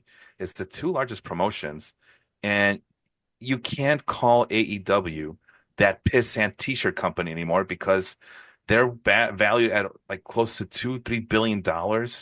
WWE's at 10 billion or something like that, and it only took AEW to be a multi-billion-dollar brand of sorts. Now, whether that's revenue and how much profit they're making, that's a different story. But the fact that they're valued at $2-3 billion, that's I was not expecting that. You know, I think let's hope that. I'm sorry, I didn't mean you weren't done, no, but go ahead, go ahead. What were you saying? you heard over the last day or so on how they're drawing on this show in Australia. They Yeah, may have Meltzer's it's a bad. result of how bad they're doing in people trying to get tickets. I mean, they may have put their, stubbed their own toe on that one, but I agree. I mean, AW started off as it was a joke on the idea that they're a t-shirt company. Now they're, as a result of what hopefully news we find out in the next couple of weeks, they're a viable company. I mean, the video game was a dumpster fire, and it's been a huge, loss. Yeah, But you don't always win in everything you do. I mean, and they would have been profitable before that if they didn't go and try to get this game right. And unfortunately, it didn't work out. I mean, I don't know but if you've ever played it. I mean, it's not very I good. played it. It's not that great, but Yeah, because does I saw it at everybody? the library and I decided not to get it. But does everyone remember the original WWE 2K game? Like it was trash. It was not good. So it's the same thing. People want to you're booking, a game that's been out for X amount of years compared to a game that just came out. It's a first prototype. So that's the problem. Like And it's you're some people complain about the 2K series anyway. Like it's grown stale, it's there's same glitches, old right? Yeah, there's glitches, glitches. it's Yeah. stupid, it's lame, and Right. So n- it's just something for people to bitch about, to be honest. oh yeah, I think so too. But seriously, I did see Fight Forever. That's what it's called, right? AEW Fight Forever. Yeah, you heard it It was at the forever. library for me to check out, and I decided, nah, I probably shouldn't. I It's not probably terrible. shouldn't. It's almost like it's kind of like the old like the N64 games. You know what I mean? Like Yeah, that's what I heard. Yeah, because yeah, it's more of that move THQ, set. Yeah, it's more like the THQ because it's made by THQ, so it's more of that. it was THQ, right? Yeah, so it's more of that move set. Mercy, It's right? not, Like it's no mercy. yeah, What? it's like No Mercy. So it could So be. I had to think about it. Is it THQ or THC? No, one of them is not supposed to be good for you. And it depends on how much. There we No, go. kidding. No, no, Um, all right, Depends. quickly before we move on to something else. So we saw MVP last night on Dynamite. got a good reaction. Got a good He got a reaction. good reaction. Sean Rossap is saying if you zoom in on the card he gives Prince Nana, it does say Hurt Business on there. He Hurt, did mention that at the end too. hurt business or hurt syndicate? I thought he thought he said Hurt Oh, Business. okay. I don't know. That's weird because I I, thought that WWE had the rights to hurt business and they would and MVP trademarked hurt syndicate, but I might be wrong. Let me double check before I make an ass out of myself. No, no, absolutely. Hey, but I thought he ended that promo with Prince Nana about something about yeah, but we're all about doing business, and then Business. he walked Right, away. right. He did So that's say what that. makes me think it might have been hurt business. but I Uh, do wonder though, do we want to see in 2024. I know he looks like a Greek god, but do we want to see Bobby Lashley versus Swerve Strickland? Is that what we want to see right now? I And like I think what said, we're I gonna like Bobby see, Lashley, but I think what we're gonna see is Swerve Strickland finally betraying Prince Nana. I don't see that. And I we're going don't. to see a Nation of Domination 2024, 2025, Hope or at not. least that's what people are going to call it. Yeah. And yeah, Tony Cokehead is off his rails again, which it's ironic to hear about people complaining about Tony Khan being on cocaine because everybody's hero Vince McMahon, he's the one that uses cocaine, or at least according to Dusty Rhodes. So that was always pretty comical to me. You don't know that story, Corey? I've heard things. Yeah, the one where Dusty Rhodes, right? I remember that we were all together, like the all the promoters and Vince Sr. and Vince Jr. gets out of the bathroom with Jimmy Barnett, and they're all giggling with each other. And what's so funny? And he admitted, yeah, we just did coke. And that's when he had the little thing on the letter on his pocket saying, yeah, I just bought out my competition. Hmm. That was GC, what was it, Georgia Championship Wrestling? Right, Or Church. yeah, then the Saturday Night Massacre, Yes. what Black Saturday, I think it was Black called. Saturday, yep, Yeah, 1984. Yeah, the yeah. April 9th, right? April 9th, 1984. Sounds right. But yeah, Something Vince like that. McMahon celebrated with Jimmy Barnett in the bathroom of some restaurant snorting Terrible. cocaine. Yeah. So you were right. I apologize. So Sean says here, if you zoom in on MVP's business card yesterday, it has Hurt Syndicate on it. Hmm. So you're correct, Corey. Corey being right. I've never Here we heard. go. Shut up, Corey. You are right though. Right-handed. So um, Let's and be while I was streaming through Sean Rossap's Twitter things real quick, I don't know how old this is. I'm just seeing. I don't go on Twitter enough, but many within the industry are the belief that AJ Styles' WWE contract expires late this year or early next year. yeah, Fightful has learned. yeah. So yeah, that he broke that story. I believe it was yesterday or the day before. Okay. I think it is very interesting when it comes to AJ Styles. Where AJ Styles is doing house shows, and just like not, I mean Nakamura, I think is just surfing whenever all the time. He just doesn't care. He's just enjoying live on the beach. But AJ Styles has been doing quite a number of house shows, but he hasn't been on WWE TV since losing to Cody Rhodes in that Right. I Quit match, which I think is getting the speculation of the idea if they're not going to use him, does he leave when his contract's up? And he's friends. He was friends with the Young Bucks for a very long time. The Bullet best, Club. the best Bullet Club leader, in my opinion, but whatever. I think Kenny was pretty good. I didn't say Kenny wasn't pretty good. I said AJ was the best. That's all I said. Jay White had his moments. I'm just gonna say. Prince I Devitt loved was it. great. I didn't see Prince Devitt. No, listen, they all were decent. Don't get me wrong, but no, but I just felt the Bullet Club was the best during the I don't know. AJ I'm not regime. really sure. I'm not a huge Finley guy, but that's just me. Um, but just the idea of the fact is, I think AJ Styles, push comes to shove, I don't think he wants. I think he likes the WWE and everything that's going. I think he likes the idea of it. And would I love to see him have one more run in AEW?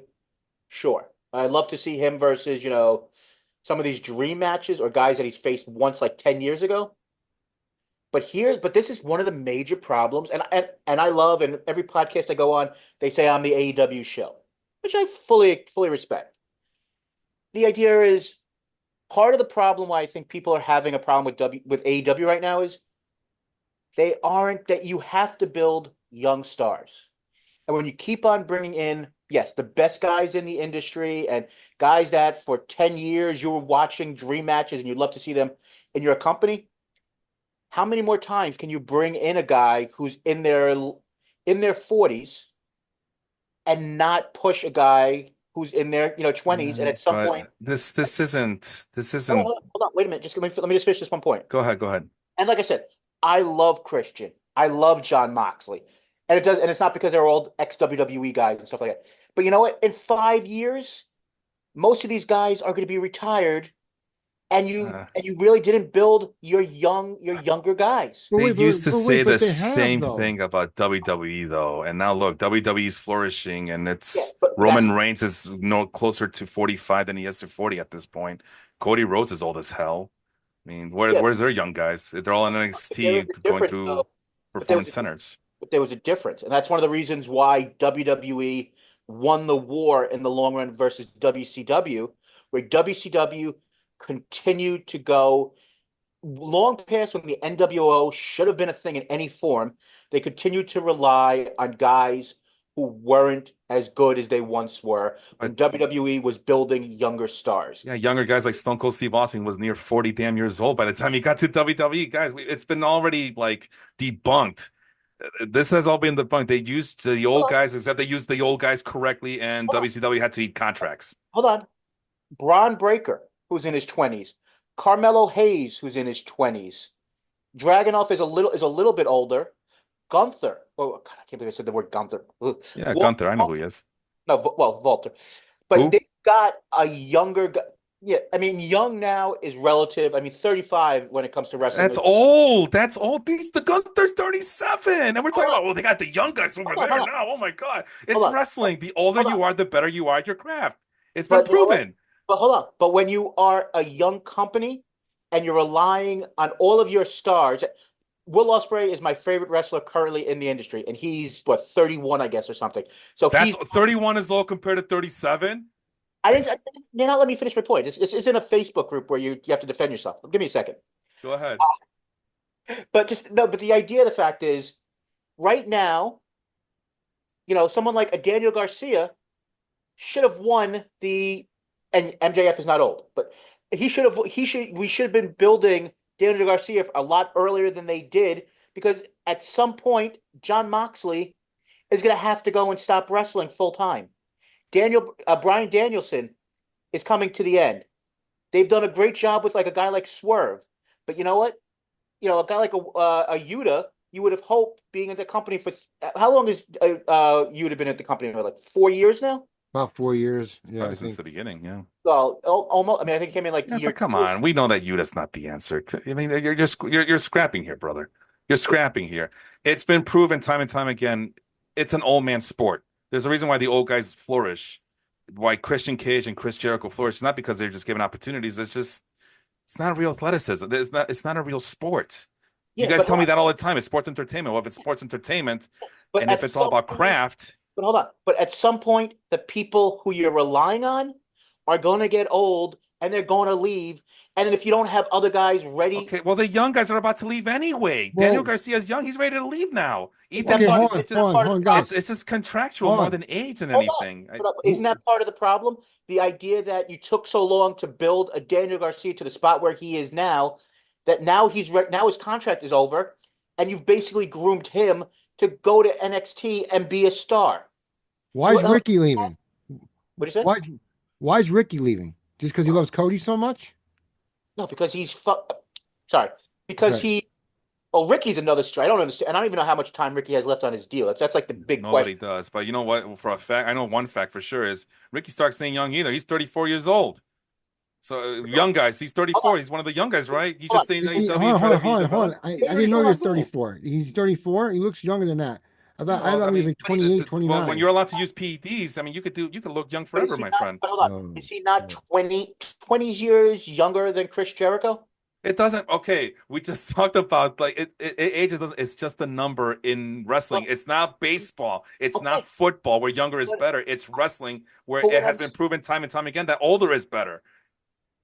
but what I'm saying is, at some point, your current stars who, yes, came from WWE are going to leave, and when they do leave, is AEW right now ready to have their own homegrown talent take that spot?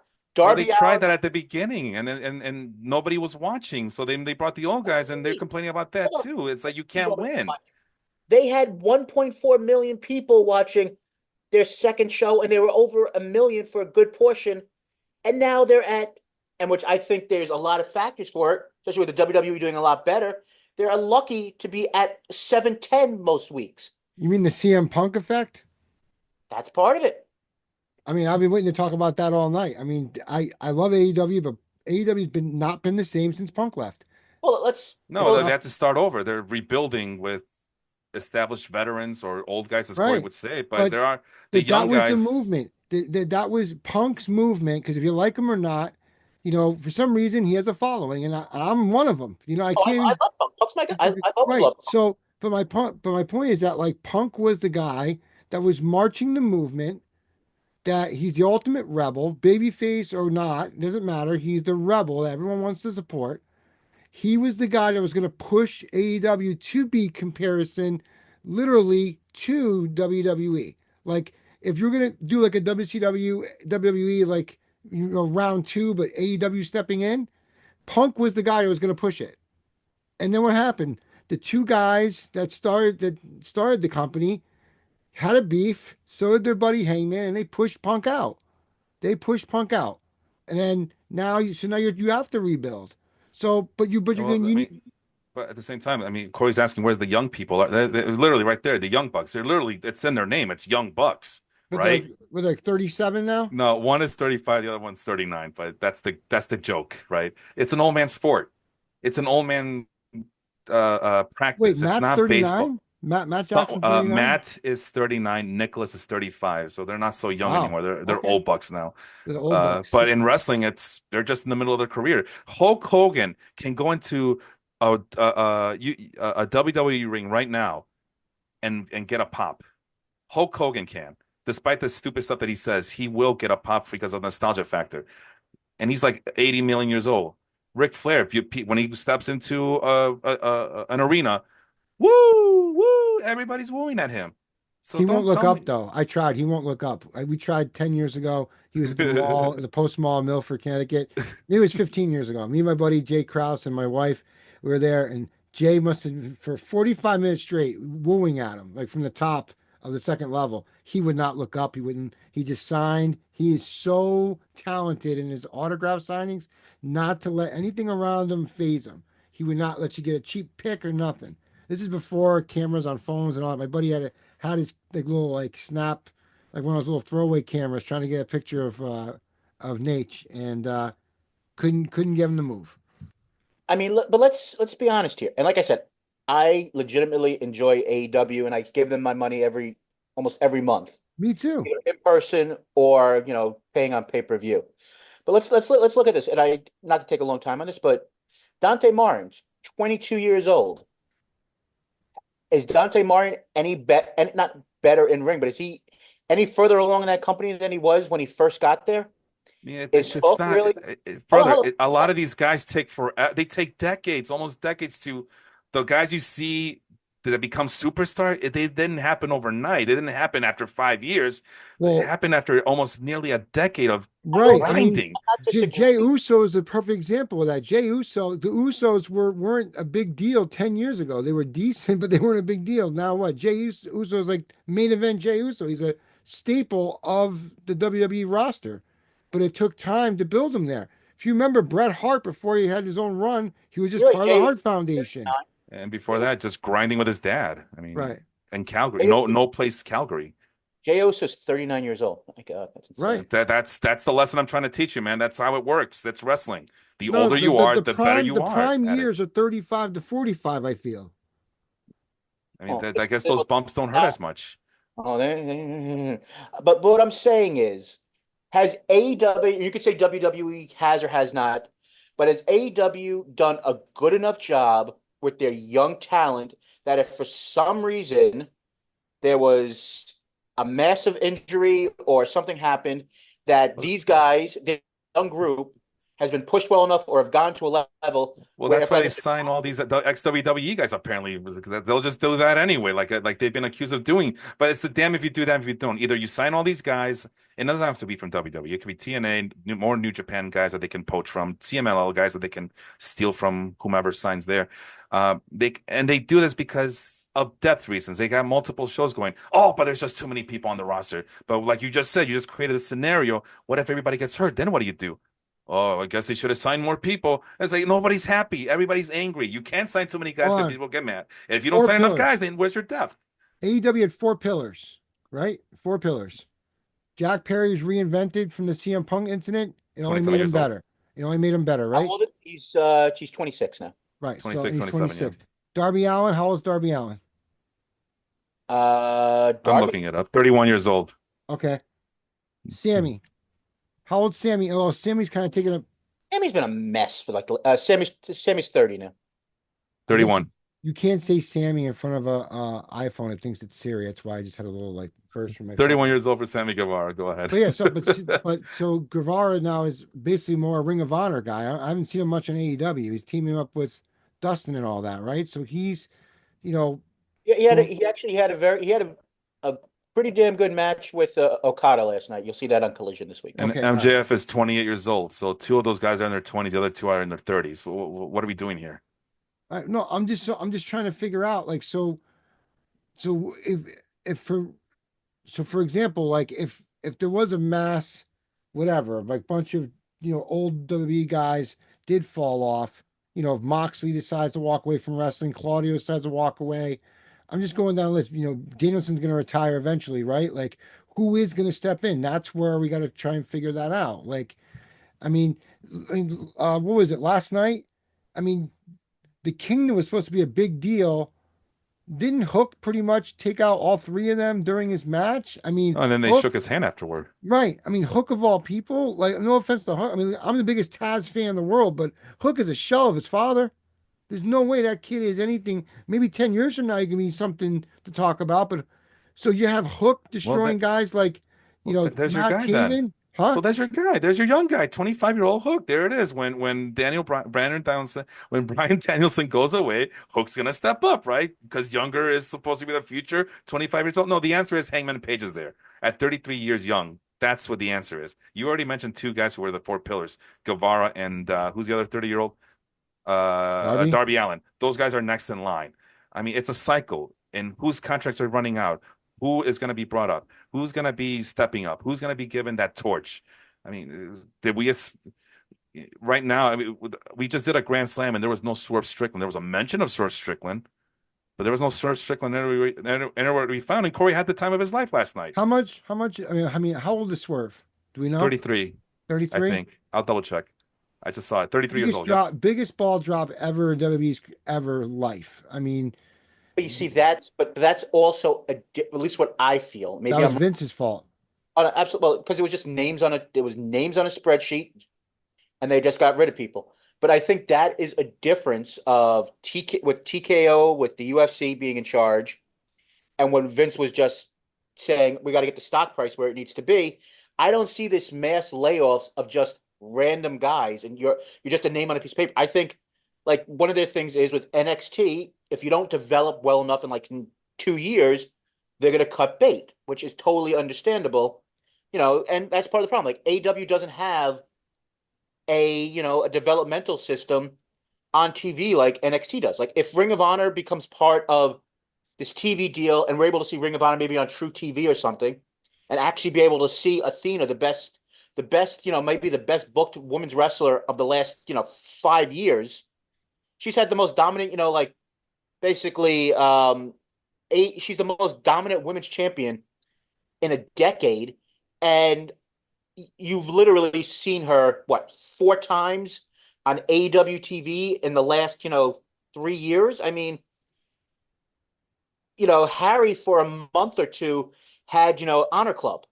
There's only so many things you can pay for. And the idea, the fact that NXT, and once again, this makes it sound like I'm not enjoying AEW, but when NXT is the developmental system of WWE and they're on USA Network, they're almost getting nearly the same ratings as AEW now on a somewhat regular basis. There is a problem. And you could say, and I work in television, I believe ratings are a very flawed system, 1000%. But when there is this much, when AEW is barely competing with NXT on a regular basis, there is a problem. And I think part of the problem is the fact that they're not developing many young stars. Like you could tell me who cares about like Lee Johnson. Lee Johnson started with the company as part of the Nightmare Factory, and he's basically in the same place he was 5 years ago. Like that John Moxley promo, which I thought was beautiful. Yeah, I was going when to he bring that up. promo from a week or two ago on Private Party saying there are guys in this company for 5 years are still in the same spot where they were when they started 5 years ago. I get that that's part of a storyline that might involve, Shane McMahon, may not involve Shane McMahon. We don't know where that's going. But the idea, the fact that there is truth in every single part of a storyline, the idea that guys who you're fundamental guys that you're going to grow as your company went on are still in the same spot, except for like 4 or 5 guys.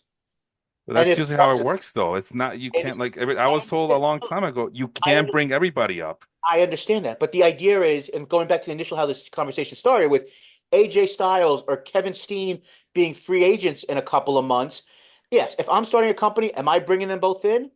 Yeah, but at some point you can't have 200 people under contract. All right, we get it. Listen, man, listen, you're right. You got to do what NXT does, all right? NXT just did No Mercy, right? Okay, I'm just shooting out names. They got guys like Andre Chase, right? Young guy. He's a young guy, right? 35 years old. Rich Holland looks great, though. Rich Holland, you guys know who Rich Holland? I don't know who Rich Holland is, but I'm sure you guys know who Rich Holland is. I do know. How old is he? How old is Rich Holland? You tell me. 36? How old is Rich Holland? Huh? 37. 36 years old, old guy in NXT doing developmental. You make that make sense for me. Some guy named Zachary Wentz. He's 30. Wes Lee, Wait, how young do you guy. know who Zachary Wentz is? He's in TNA. He's part of the Rascals. I'm just No Mercy. I'm just saying, showing you No Mercy. This is what was on their pay-per-view for NXT, because NXT is full of young guys, right? Young guys who are gonna be the future of NXT or whatever. At this point, TNA is just a double A of to NXT's triple A, right? So who cares? Who cares what promotion they're asking? You're telling me that it's a bunch of young guys working at WWE, then because they have this developmental building. But you know what? Chase University is a comedy gimmick. That's okay. So if it's a comedy gimmick, it's okay to have old guys. But if it's not a comedy gimmick, then it's not okay. I don't understand where you're going with this, man. There's also a thing though. If you look young, just like in Oh, so it has to be that you look young. Okay, you gotta look the part. Like, you gotta look the part. Well, Okay. I mean, I thought Image Ricky thing. Starks Got was in it. his was like his mid 20s or older 20s. No, it doesn't. I guess it doesn't matter. He just has to look the way. So I mean, John Moxley can shoot up right today, and he'll take some years away from his age. He'll look like 28 in no time. Maybe he'll get some hair restoration, look like Dean Ambrose. This isn't, like I said, this wasn't. This just the. I mean, Corey, which one is it? Is it age or is it that they have to look the part? Which one is it? If it's a matter of looking the part, then that can be solved by plastic surgery. Hold on, it's a little of each, but it's. Oh, come on, Corey! You're missing. Hold on. No, I'm not. You're just telling me that all these old guys. There are too many old guys in AEW. The main event at NXT. Ethan Page is 35 years old. Joe Henry's 36 years old. Okay. It proves my point that that age is just a number. Hold on, you're not listening. Experience and craft. Felipe, I love you, but you have to shut your mouth for 30 I've been listening to you spew this nonsense for about an hour now. It doesn't make any sense. You're missing the point. Hold on. What I am saying is you want to have the best possible talent on your roster. Absolutely. 100% agree. But how big of a roster do you realistically gonna have when you have 5 hours of TV? That's the point. You've got, hold on, let me finish. You've got 2 hours of Dynamite. Sometimes you have maybe a 10-minute overrun. You've got 2 hours of Collision, which maybe you've got a 5-minute overrun. And then you've got an hour that nobody almost watches of Rampage. That's 5.5 hours worth of, possibly 5.5 hours worth of TV. And you've got over 100 people on your roster. So what is, as a result of bringing in all of these proven talent, which of course you want, you're going to have to cut guys who you hope are your future. Or get Ring of Honor a TV deal. That would be great. But then that's another 2 hours. That's another thing. So the thing is, don't put more TV shows. Just have Dynamite, and AEW should just be on Wednesday nights, and that's it. And then hope that they get another 3-year contract in 3 years. Okay. Is that what you're saying? Is that what we want? Is that what we're asking for? No, what I am saying is the idea of if you only have 5 hours of TV, but you have 100 people under contract, it's just too many people. Okay, so we're not doing this. What if everybody gets injured storyline anymore that you were doing earlier today? Wasn't this Britt Baker's whole thing? Didn't Britt get into it? She said something about MJF and Ospreay being out there for an hour. Like, that was I mean, that's just. I mean, that. What are we doing? Wasn't that a situation where Britt? Yeah, and she's wrong. Okay, it's Will Ospreay and MJF doing a big, humongous match on AEW Dynamite. I mean, come on. I mean, it's wrestling. What are we doing here, guys? No, I understand. I'm just saying that, like, I think the point is that, like, with having so much talent, Look at that. There he is. There it is. The Will Ospreay Bruv t-shirt. Yeah, But no, that was the big complaint from her. But she's been complaining about that. I mean, we saw her complain in All No. Access that show as I well. understand that. She's the worst example to bring it up, but I can see where another person on the roster would be upset. Yeah, the wrestlers, the You egos, know, all ego. right, Ethan but Page, but no, I'm sure they all did. I mean, they all uh, think this way. I mean, like, Frankie Kazarian was a day one guy, right? And then he oh, ended and he up couldn't get leaving, huh? and he couldn't get on TV after a while. I mean, Right. that's So he went to TNA and he said that he would rather be there, be back home, because he didn't feel he was in the long term plans. He didn't like the vibe of the locker room. well, how can it be Now, long term when he's 47 years old? I thought we were looking for young I people understand. like Ethan Page. I don't Felipe, I'm understand. just explaining that I get what you're saying. I'm just saying that like not every locker room is for everyone. That's all I'm trying to say. Yeah, I mean, Um, that's why we're seeing more movement than ever before. I two agree. I mean, two things I want to bring up because I didn't get a chance to talk about it earlier. It's just quick. The what I'm worried about with the with the Warner Brothers Discovery deal with AEW sure. is that there will be a premium for the pay-per-views because the Ring of Honor, at least it was when I had it, the Ring of Honor package, you had to buy the pay-per-view still from Ring of Honor. It didn't come free. Actually, it is now that it's that way now. It's that way now. Honor Club is the only way to get the pay-per-views. Right, but it's free or you have to pay for it. Well, you don't have to pay any more. It's just part of your 9.99 subscription. Because when I first had it, you had to pay for the pay-per-view as well. Right, yeah, they changed that. Okay, well then I would probably be interested maybe in bringing Ring of Honor back, under my subscription. But that's the reason why I canceled is because, one, I couldn't watch every Thursday night. It was just impossible. But then and then or get back to it, and then on top of that, I didn't want to pay for the pay-per-view. So it was like, it just, at least not pay for that and pay for the pay-per-view. So that would be bothersome to me is if I have Max, they raise the price because there's rumored they may raise the price when AEW content does come to Max, but then I'm still paying for a pay-per-view on top of it. That would kind of rub me the wrong way. I hope yeah, it's I hope it's more like a Peacock thing where you have Peacock, you get it for free. You get these what is it, premium live events, whatever the hell it's called, pay-per-views for Yeah. free. I hope the AEW deal is the same way. And the other thing is we talked about t-shirt companies. I think WWE is just ticked because their quality of shirts is trash compared to an AEW shirt. I bought the CM Punk shirt and I bought an NWO retro shirt from WWE store. A 4X fits like a 3X. My wife's wearing it. It won't even fit me. The shirts that come from, AEW, they fit perfect or they're more comfortable and they don't feel thin as shit. So Well, let's not get into when it comes to merchandise because I'm just saying the t-shirt company is doing better and they're oh no, supposedly no, not as good as I, the main big merch person. So I understand. Well, let's be honest though. If that T-shirt company, when they have live shows, they never bring enough merch. Let's just no, they never. No, you're right. They never do. which is a It's disaster. terrible. It's absolutely terrible. I was there with you in Long Island. It was like there was nothing there at all. It was terrible. So that they should work better on that. But the yeah. I always quality get of my shirts, t-shirts. Shit. huh? I always get my t-shirts just fine. What are you all talking about? I go Well, to my AEW shows. They bring the t-shirts that I want. I For don't know. some reason, the shows I've been to, there was not much there. I've Must been be a to tri-state thing. I've been to the Bridgeport show at Dynamite. I've been to the Collision show, Kenny I Omega just went versus to MJF. a AEW show. And then I was at the Dynamite show with Corey, um, April 5th of 2023, where Jay White and Shibata was on the show. Jay White had his debut. That was my bucket list show. And there was not much merch. So I don't know if I just caught it at the wrong time or everything was bought before I got there. I don't know, but we're batting, 1,000 as far as having crappy merch on display. It does help when you live. I don't think this is a spoiler. When you live in Chicago and 1 Hour Tees and PW, where they're located, where they make the shirts are located in your state. So it's a little Yeah, bit. that's I think true. there's something to do with that. Sure. No, Oh, that by makes the a lot of way, sense. at NXT Heatwave, Ethan Page, 35-year-old, and Trick Williams, 30-year-old, defeated Javon Evans, who's 30 years old. And Sean Spears was part of that main event. He's 43 years old. It's like, I don't know, man. I don't know. Like, you guys keep telling me NXT is a developmental, but they keep bringing in all these old guys. Did What's you going say Javon on? is 30? Huh? Javon Evans looks like he's 19 years old. Oh my God. He's That's 20. amazing. Javon Evans is 20, yeah. Oh, I thought you said he was 30. I'm sorry. No, Trick Williams is 30. Trick Williams looks like he's 25. I mean, Yeah, it's well, like you said, it's all about the look. So it's all about the look, then it's not a problem. Just pretend you're young.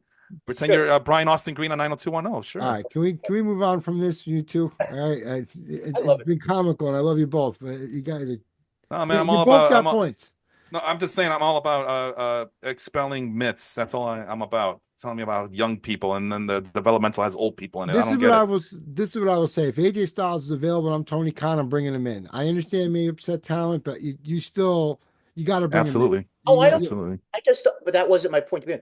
I don't disagree. If I'm Tony Khan and AJ wants to come in, and I have more money than God, because cocaine says really well, um, I go and bring him in. Absolutely. The idea of seeing AJ versus Will Ospreay again for the first time in more than a decade, that is effing awesome. Absolutely. But like I said, I just don't know how big of a roster does a here, let me before we move on, Felipe, true answer. All kidding aside, how many people how big of a roster do you think AEW should have? I don't know. However, money Tony Khan, it's his money. He could do No, no, whatever no, the no, hell no, he no. That's not what wants. I'm saying. No, in your opinion, I don't know, have it. Corey. I don't know. I don't know the logistics of it all. No, no, no, no, It's no, no. Hold on, nothing. I've never been hold on, interested in that. hold on. No, no. Answer the question. You have 5 hours of TV, or if you want to say with Ring of Honor, you have 7 hours of TV a week. How many guys realistically? How big should your roster be? I don't And know. Harry, you can answer this as well. I'm not trying to pick on you, but I'm asking honestly. No, I know, but it's like you're asking me on something that Hold on. I have no basis of comparison to. Like, I don't know how much TV, Well, and it just depends how much they are willing to invest in their TV time. Is it going to be a wrestling show? Is it going to be a promo show? If it's just going to be a promo show or or if it's going to be more promo segments in wrestling, then you don't need that many wrestlers. At the same time, we just talked about it. When there's too many people and not enough shows, people complain that there's too many wrestlers. But when the injury bug starts hitting, and it hits on both promotions, by the way. absolutely. When the injury bug hits, it hits like a domino. Now they complain that there's not enough wrestlers. So it's All right. All which right. one is it? I mean, Felipe doesn't want to answer the question. there's Harry. no way to answer it. I'm not Well, Tony Khan. I'm not booking this shit. Oh, no, hold on. Just hold on. Harry. You want me to fucking book 5 fucking shows? Is what you're telling me? And you No. want me to figure out how many wrestlers I'm going to use for all these shows? Like I'm not What do in you the wrestling business, my What do friend. you think a realistic number is? How many? Hey, I think the fact that WWE with the performance also at one point had like 200 people under contract is totally batshit crazy. But again, it's a numbers game for them. That's why, and it's like minor league baseball. They have like over They were 300 players on minor league baseball they too. were Not hurting. everybody's going to hit major league baseball status. I get it. They were hoarding talent, absolutely, and that's a part of the reason why they start cutting people. Okay, Harry, you have 7 hours worth of TV. How many wrestlers realistically should you have on your roster? I don't think this is a I hard mean, question. just guessing. I'm thinking just 100. I mean, because I don't see how you can have more than that. I mean, A hundred. but that's just guessing, like thinking off the top of my head. Because I'm thinking like, if you are doing, say, what you're doing 6 matches minimum on a 2-hour show, maybe 8. I mean, and that might be asking for a lot. So let's say 6 matches. You got interviews. Tony Schiavone's got to interview somebody. There's something going on in the back. Chris Jericho's got to say hi guys, which is the most creepiest thing and cringy thing in the world, and I hate it. But whatever. Working. I'm just so like, yeah. So like you can have 100 because you have to have 30% of it being developmental, right? You have to have another 30%, which is you know, like mid card ish area guys who could fill in a main event spot, and then you got your main eventers like that. That's just off. So, and then there's 10% for something else. I don't know what, but so 33, 33, and Catering. 33, whatever. I mean, but that's if I had to think about it without writing it down, that's how I go about it. Okay. Tom, do you feel different? You tell me, Corey. What's your answer? I think it's somewhere between 80 to somewhere in the 80 range. I think you should have most likely have if you have a 2 hour show, if you're gonna have, what, six, it's like you said, 6 matches on a show and 5 out of the 6 every week are men, you should most likely have maybe say 60 male performers and maybe 30 female performers, so that's somewhere in the 80 to 90 range. If you look at the AEW roster page, I'm sure there's a lot more than 90 people on that page. I'm sure of it. Well, and that's another thing. Like, It's they as of right now, it's 198. so like, And I'm sorry, what? 198. 98? Yeah. Oh my God. That's insane. I mean, What do I care? I mean, if they're getting paid, what the why do we care? Because, Everybody's getting paid. well, Who no, but I cares? understand that. well, I mean, But at some I get point, that. I'm glad everybody's getting paid, but like the Deanna Purrazzo's of the world, like, I mean, how many times can I watch her wrestle Thunder Rosa? You know, like you always when, could, but yeah, but I understand. Yeah. like when does she get her push?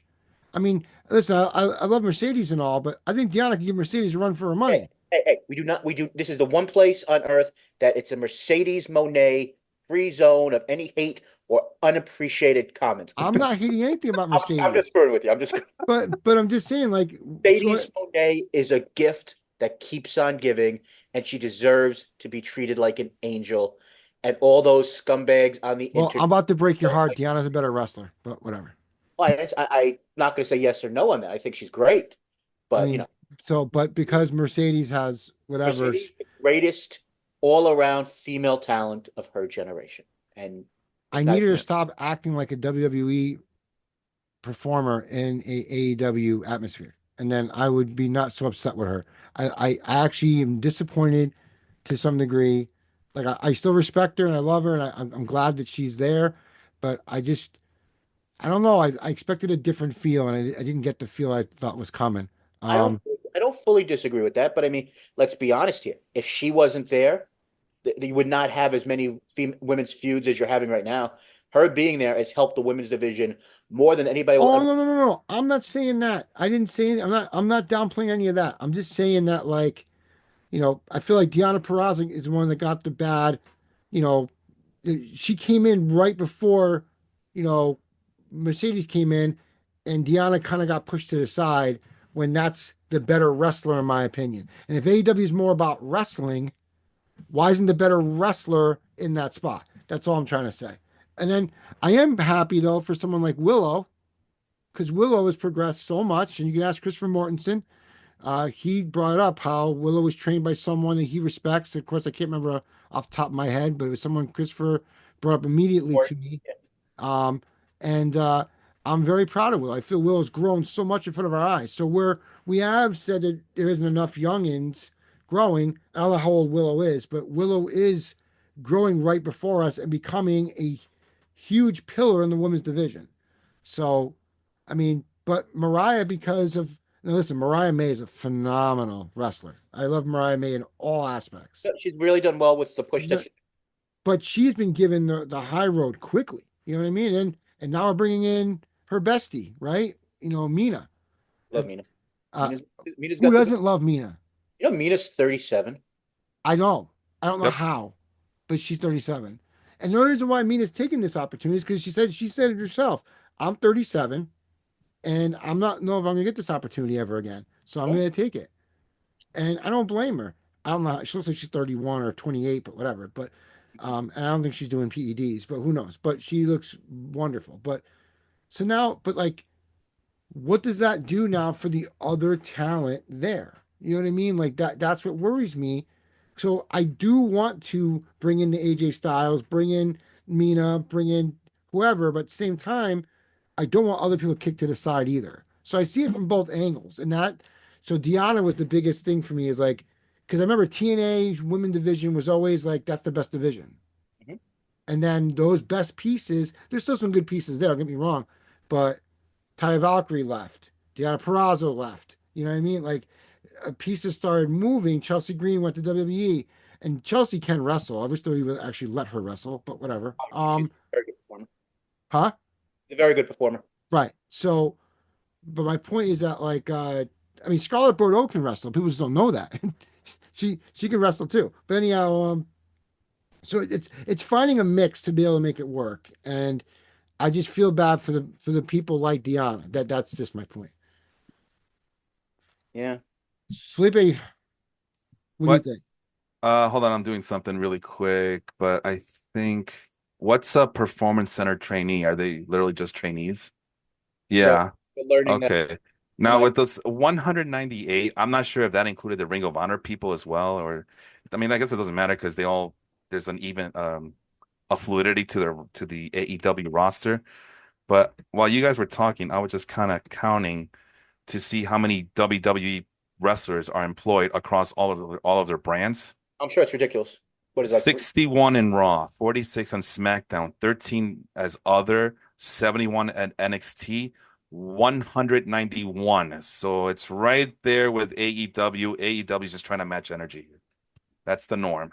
You need a lot of people to run a circus, you guys. All right, good point. Those are the only points I know how to make, Corey. Don't question me.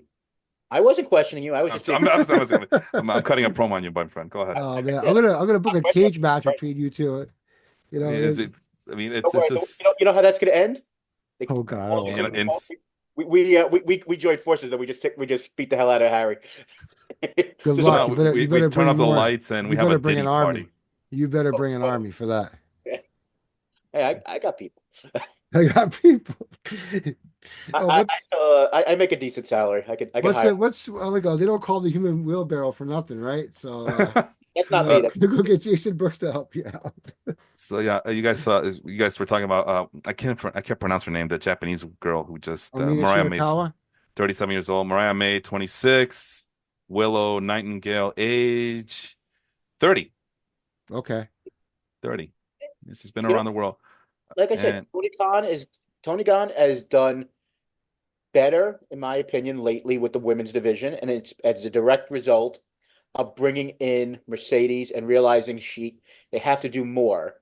And I guess just my general point. I know that we got sidetracked with all this.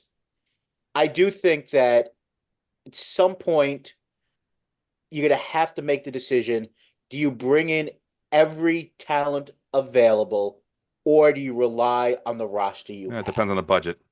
So I mean, it all comes down to money. I mean, it's just like any sports team. It depends on the budget. You want to be the White Sox or you want to be the Yankees? I mean, you pick one.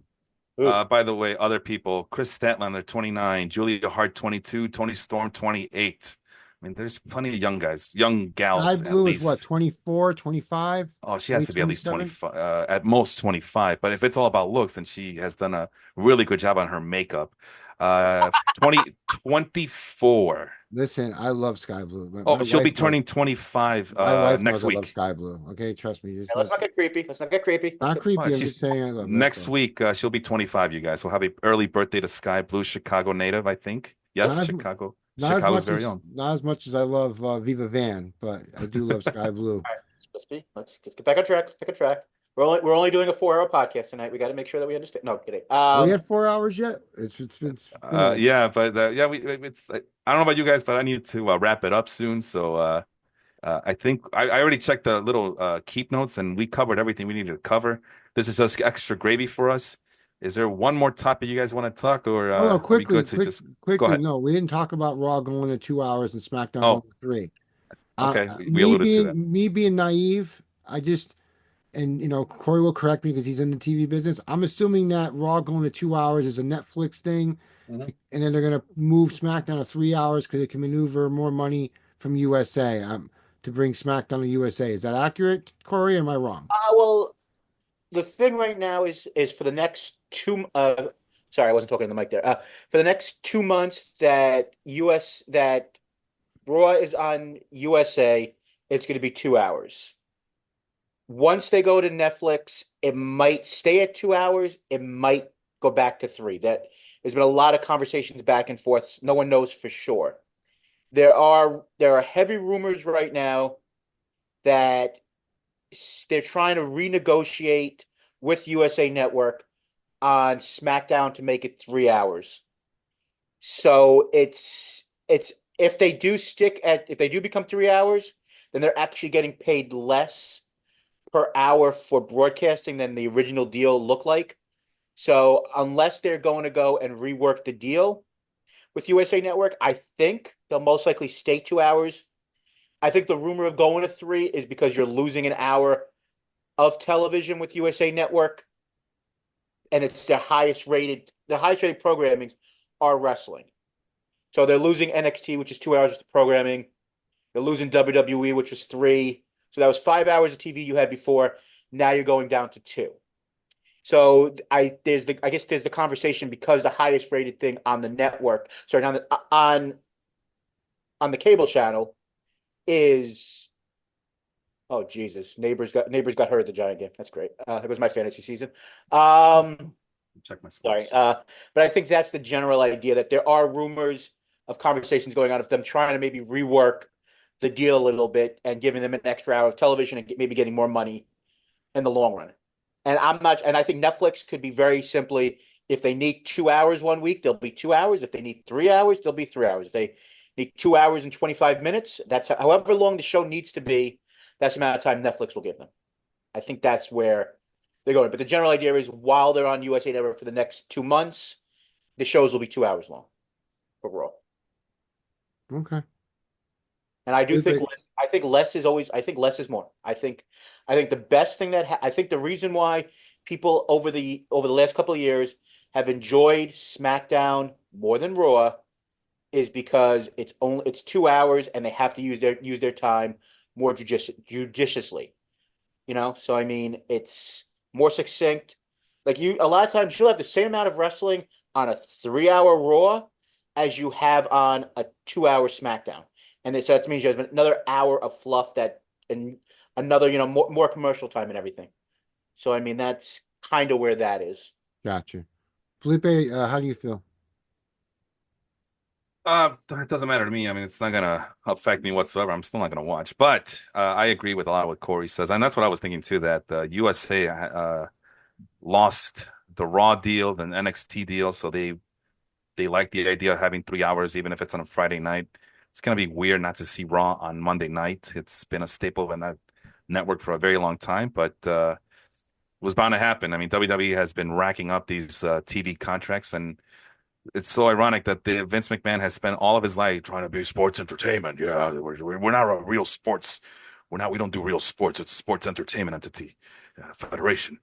And yet those TV contracts are being written like they were an actual sports federation, like the MLB, NFL, NHL, NBA. So yeah, wrestling's fake, but the money's real for sure. But I agree with a lot of what Corey says. Choreographed. Yeah, choreographed Richman is what we established earlier today. Predetermined.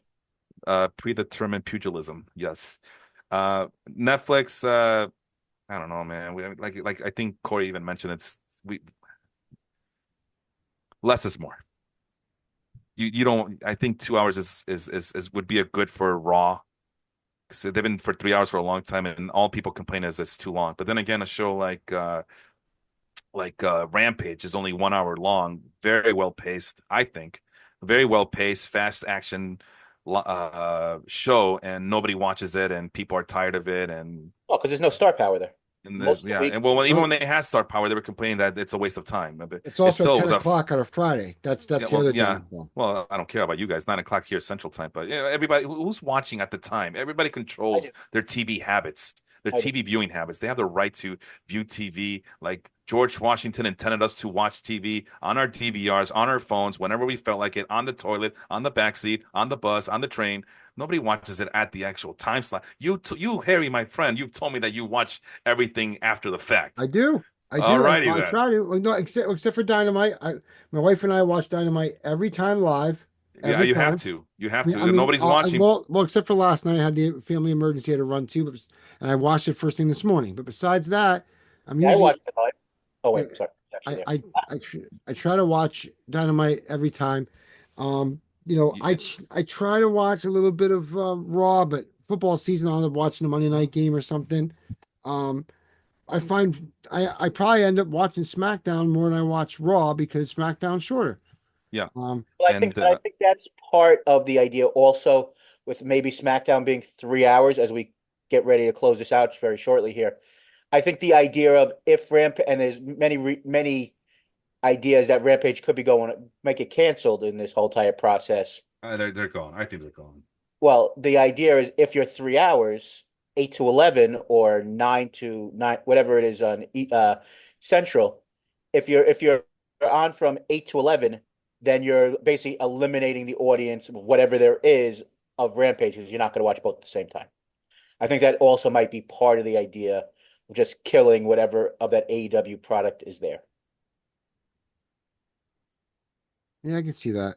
Yeah, like I said, it's like I said, Rampage was the perfect show in terms of like short attention span and again, quick action, fast paced, the fastest 1 hour in all sports entertainment. I think that was the tagline that they were using for a very long time, which it fits perfectly. Cheesy, hokey, it fits them perfectly though. And for a long time, I used to love watching Rampage, but I'm an adult. I have a kid. I have other interests. I can only watch so much wrestling in a given week. And I Dynamite. I'm sorry, what? I wish I didn't have to watch as much wrestling as I do. I just, I like to.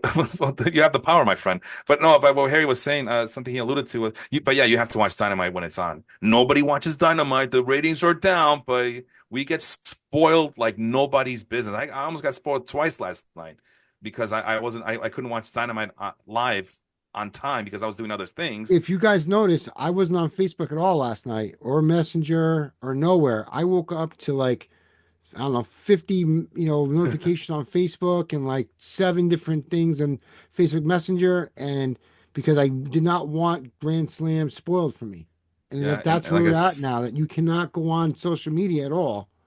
for a Like, show that nobody watches supposedly. I don't know how that works. I don't know how that works, but the well, I spoilers are mean, there. I guess all the people I associate with watch it, but I just made sure, like, I didn't, I didn't. The only thing that spoiled me is I went to open a wrestling Purist chat by accident, and I saw like a picture of the Hurt Business. And I'm like, oh no! I'm like, Yeah, I don't tell saw me this. MVP. I'm like, okay, So I got to stop what I'm so doing I'm and like, watch this. shit. So then thankfully it wasn't like Bobby Lashley on there. It was just MVP, which is it was a good segment. Don't get me wrong, but it was surprising when it happened. So I didn't see it coming. I didn't see it coming when it did happen. So that worked out for me. But that's when I realized I'm not opening up my phone, like or at Yeah, least for any of the same, social media stuff. Like I can't. same. I even tried to watch the opening of it. So I got to see Danielson come out when I was tending to my emergency. And I was like, you know what? I'm not going to appreciate it the same because I have the YouTube TV on my phone. So I ended up, backing out of it. I'm like, nope, I'll just watch it on DVR later.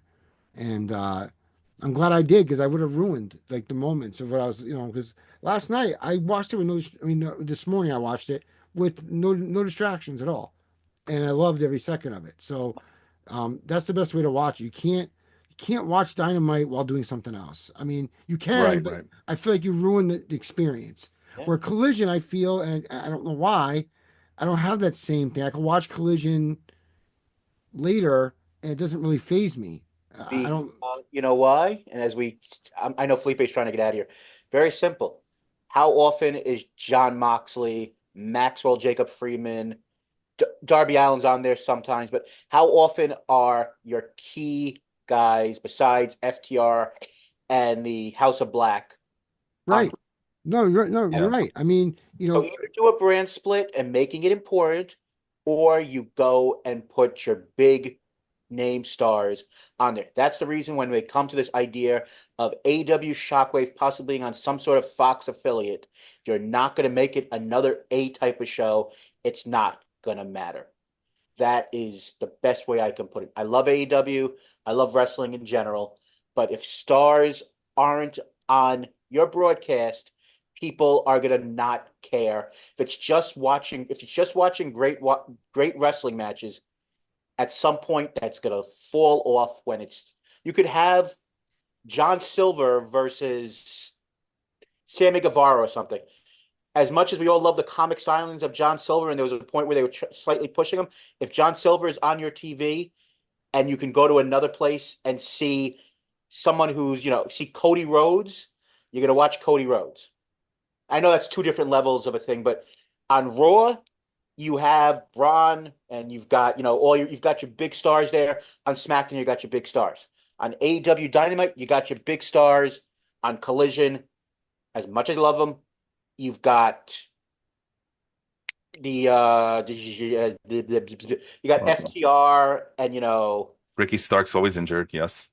Well, we don't know where Ricky Stark is, but Well, we know he's 35 years old.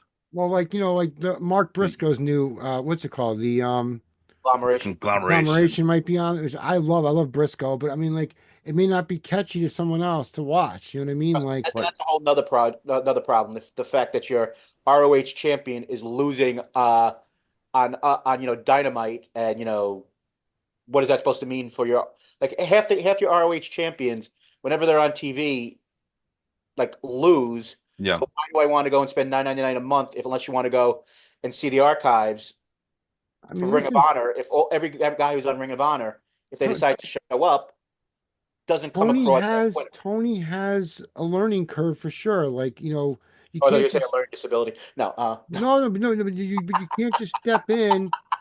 Listen, I mean, as much as I give Triple H shit, and Sean as well, they've been in the business a lot longer. Tony was a fan. You know what I mean? Tony wasn't absolutely. necessarily, so like I'm not giving him, a pass at all. He needs to learn this stuff. And I feel like he constantly either forgets or something is not right to because you do ruin the authenticity of the Ring of Honor belt or any of those belts if someone's getting their ass kicked by someone who shouldn't even be in the same ring on an AEW show. Like it doesn't make sense. You're tearing it down. I mean, that's like sending, Roxanne Perez up to WWE and having Bailey squash her or something. Like why would you do that? You know what I mean? Like it's not going to make things better. To You So don't want prove to a go too far. point. Yeah, to prove a point, exactly. Yeah. All right. I got to go find out how much my fantasy football season is over. Felipe, Bro, I'm happy. Wanderley Robinson got a pretty good game. so, nice. so did Neighbors, but Neighbors has a concussion, so I mean, we'll see how Oh, it takes him Hopefully to. he'll be all right. We'll find out. I have neighbors as well. We'll find out. Hopefully he'll be okay. Guys, thank you for joining me tonight. I hope we can do this again soon. I plan on watching the McMahon documentary, hopefully over the weekend. So hopefully we can do that. Plus we have some pay-per-views coming up. Bad Blood on the 5th and Wrestle Dream on the 12th, I believe. So Mhm. we got some good wrestling coming up, going into the holiday season. I know summer's tough for me, but summer's over, so I should be more active with recording again. I'd love to have you guys both back. I felt today was some of the best recording we've done in a long time. So Just I just want to go and let people know that the You Don't Know Jackie TV podcast will be coming back in the next couple of months as some of the big shows return for new seasons. Bad Sisters, other things that I can't remember off the top of my head because I'm not good at plugging things. you used to always plug Yellow Jackets. Is Yellow Jackets still a Yes, thing? yes, Yellow hmm. Jackets will be coming back. One of the best entertaining shows on TV. Now I guess on Paramount, not Showtime, because Showtime's I don't know if it really is a thing anymore, but that's another subject. But also, so check out, You Don't Know Jackie podcast. A lot of episodes there. Some really good shows talking about Squid Game. Squid Game was other show that was thinking about off the top of my head. But also, a lot of interesting things are going on. And for those who have listened to our podcast, know that over the last couple of months, some stuff has happened due to some mistaken comments, different things. But you should definitely check out the new season of Saturday Afternoon's Main Event, which the last episode left with one hell of a cliffhanger of the host of Phenomenal One was apparently fired from his own show, and Triple C is doing his own takeover, and there's going to be a new host apparently coming up at some riveting stuff. So, check out Saturday Afternoon's Main Event for, our friend Christopher Morin's on there quite a bit, and I wonder who the new host might be. I gotta I'm talk to find out. Christopher. I gotta see if they want to try and do a little collaboration at some point. I'd love to get that maniac on here. And, don't forget to check out, the Total Bases podcast with Felipe and a range of different entertaining characters. I've been on the Well, it's show. I've been on the show a couple times. yeah, but originally I asked you, well, you want to do a baseball podcast or you want to do a wrestling podcast? We're I gonna do a assume that you were going, baseball podcast very soon. We but I gotta. assume that you want to do the wrestling, and then Harry goes, let's just do let's just do everything. Let's just talk about everything. Like, and then No, we're gonna break up into two different episodes. That's what we're gonna do. oh, that's right. Yeah. We were That's what gonna, we're gonna well, do. yeah. We were gonna do that. That was definitely suggestion. But yeah, I know that I was supposed to help you, and then things happened. COVID whooped my ass this summer. But yeah, I'm kind of curious to see how you end up how did you end up doing in your first year back in fantasy baseball? And save it for another day, Yeah, we're not gonna talk about ex it today. exclusively on my podcast, so we can I don't know. figure Somebody out. on this podcast won a championship just this past week. Whatever. Just gonna say. I'll go. Then maybe we should bring you on too. Then we can do. I We didn't. I can. didn't say that I was the reason why we won. I'm just saying that my team. Well, thank God I have a partner who carries me. I mean, Joe Yeah, Pollock is my version of the human wheelbarrow.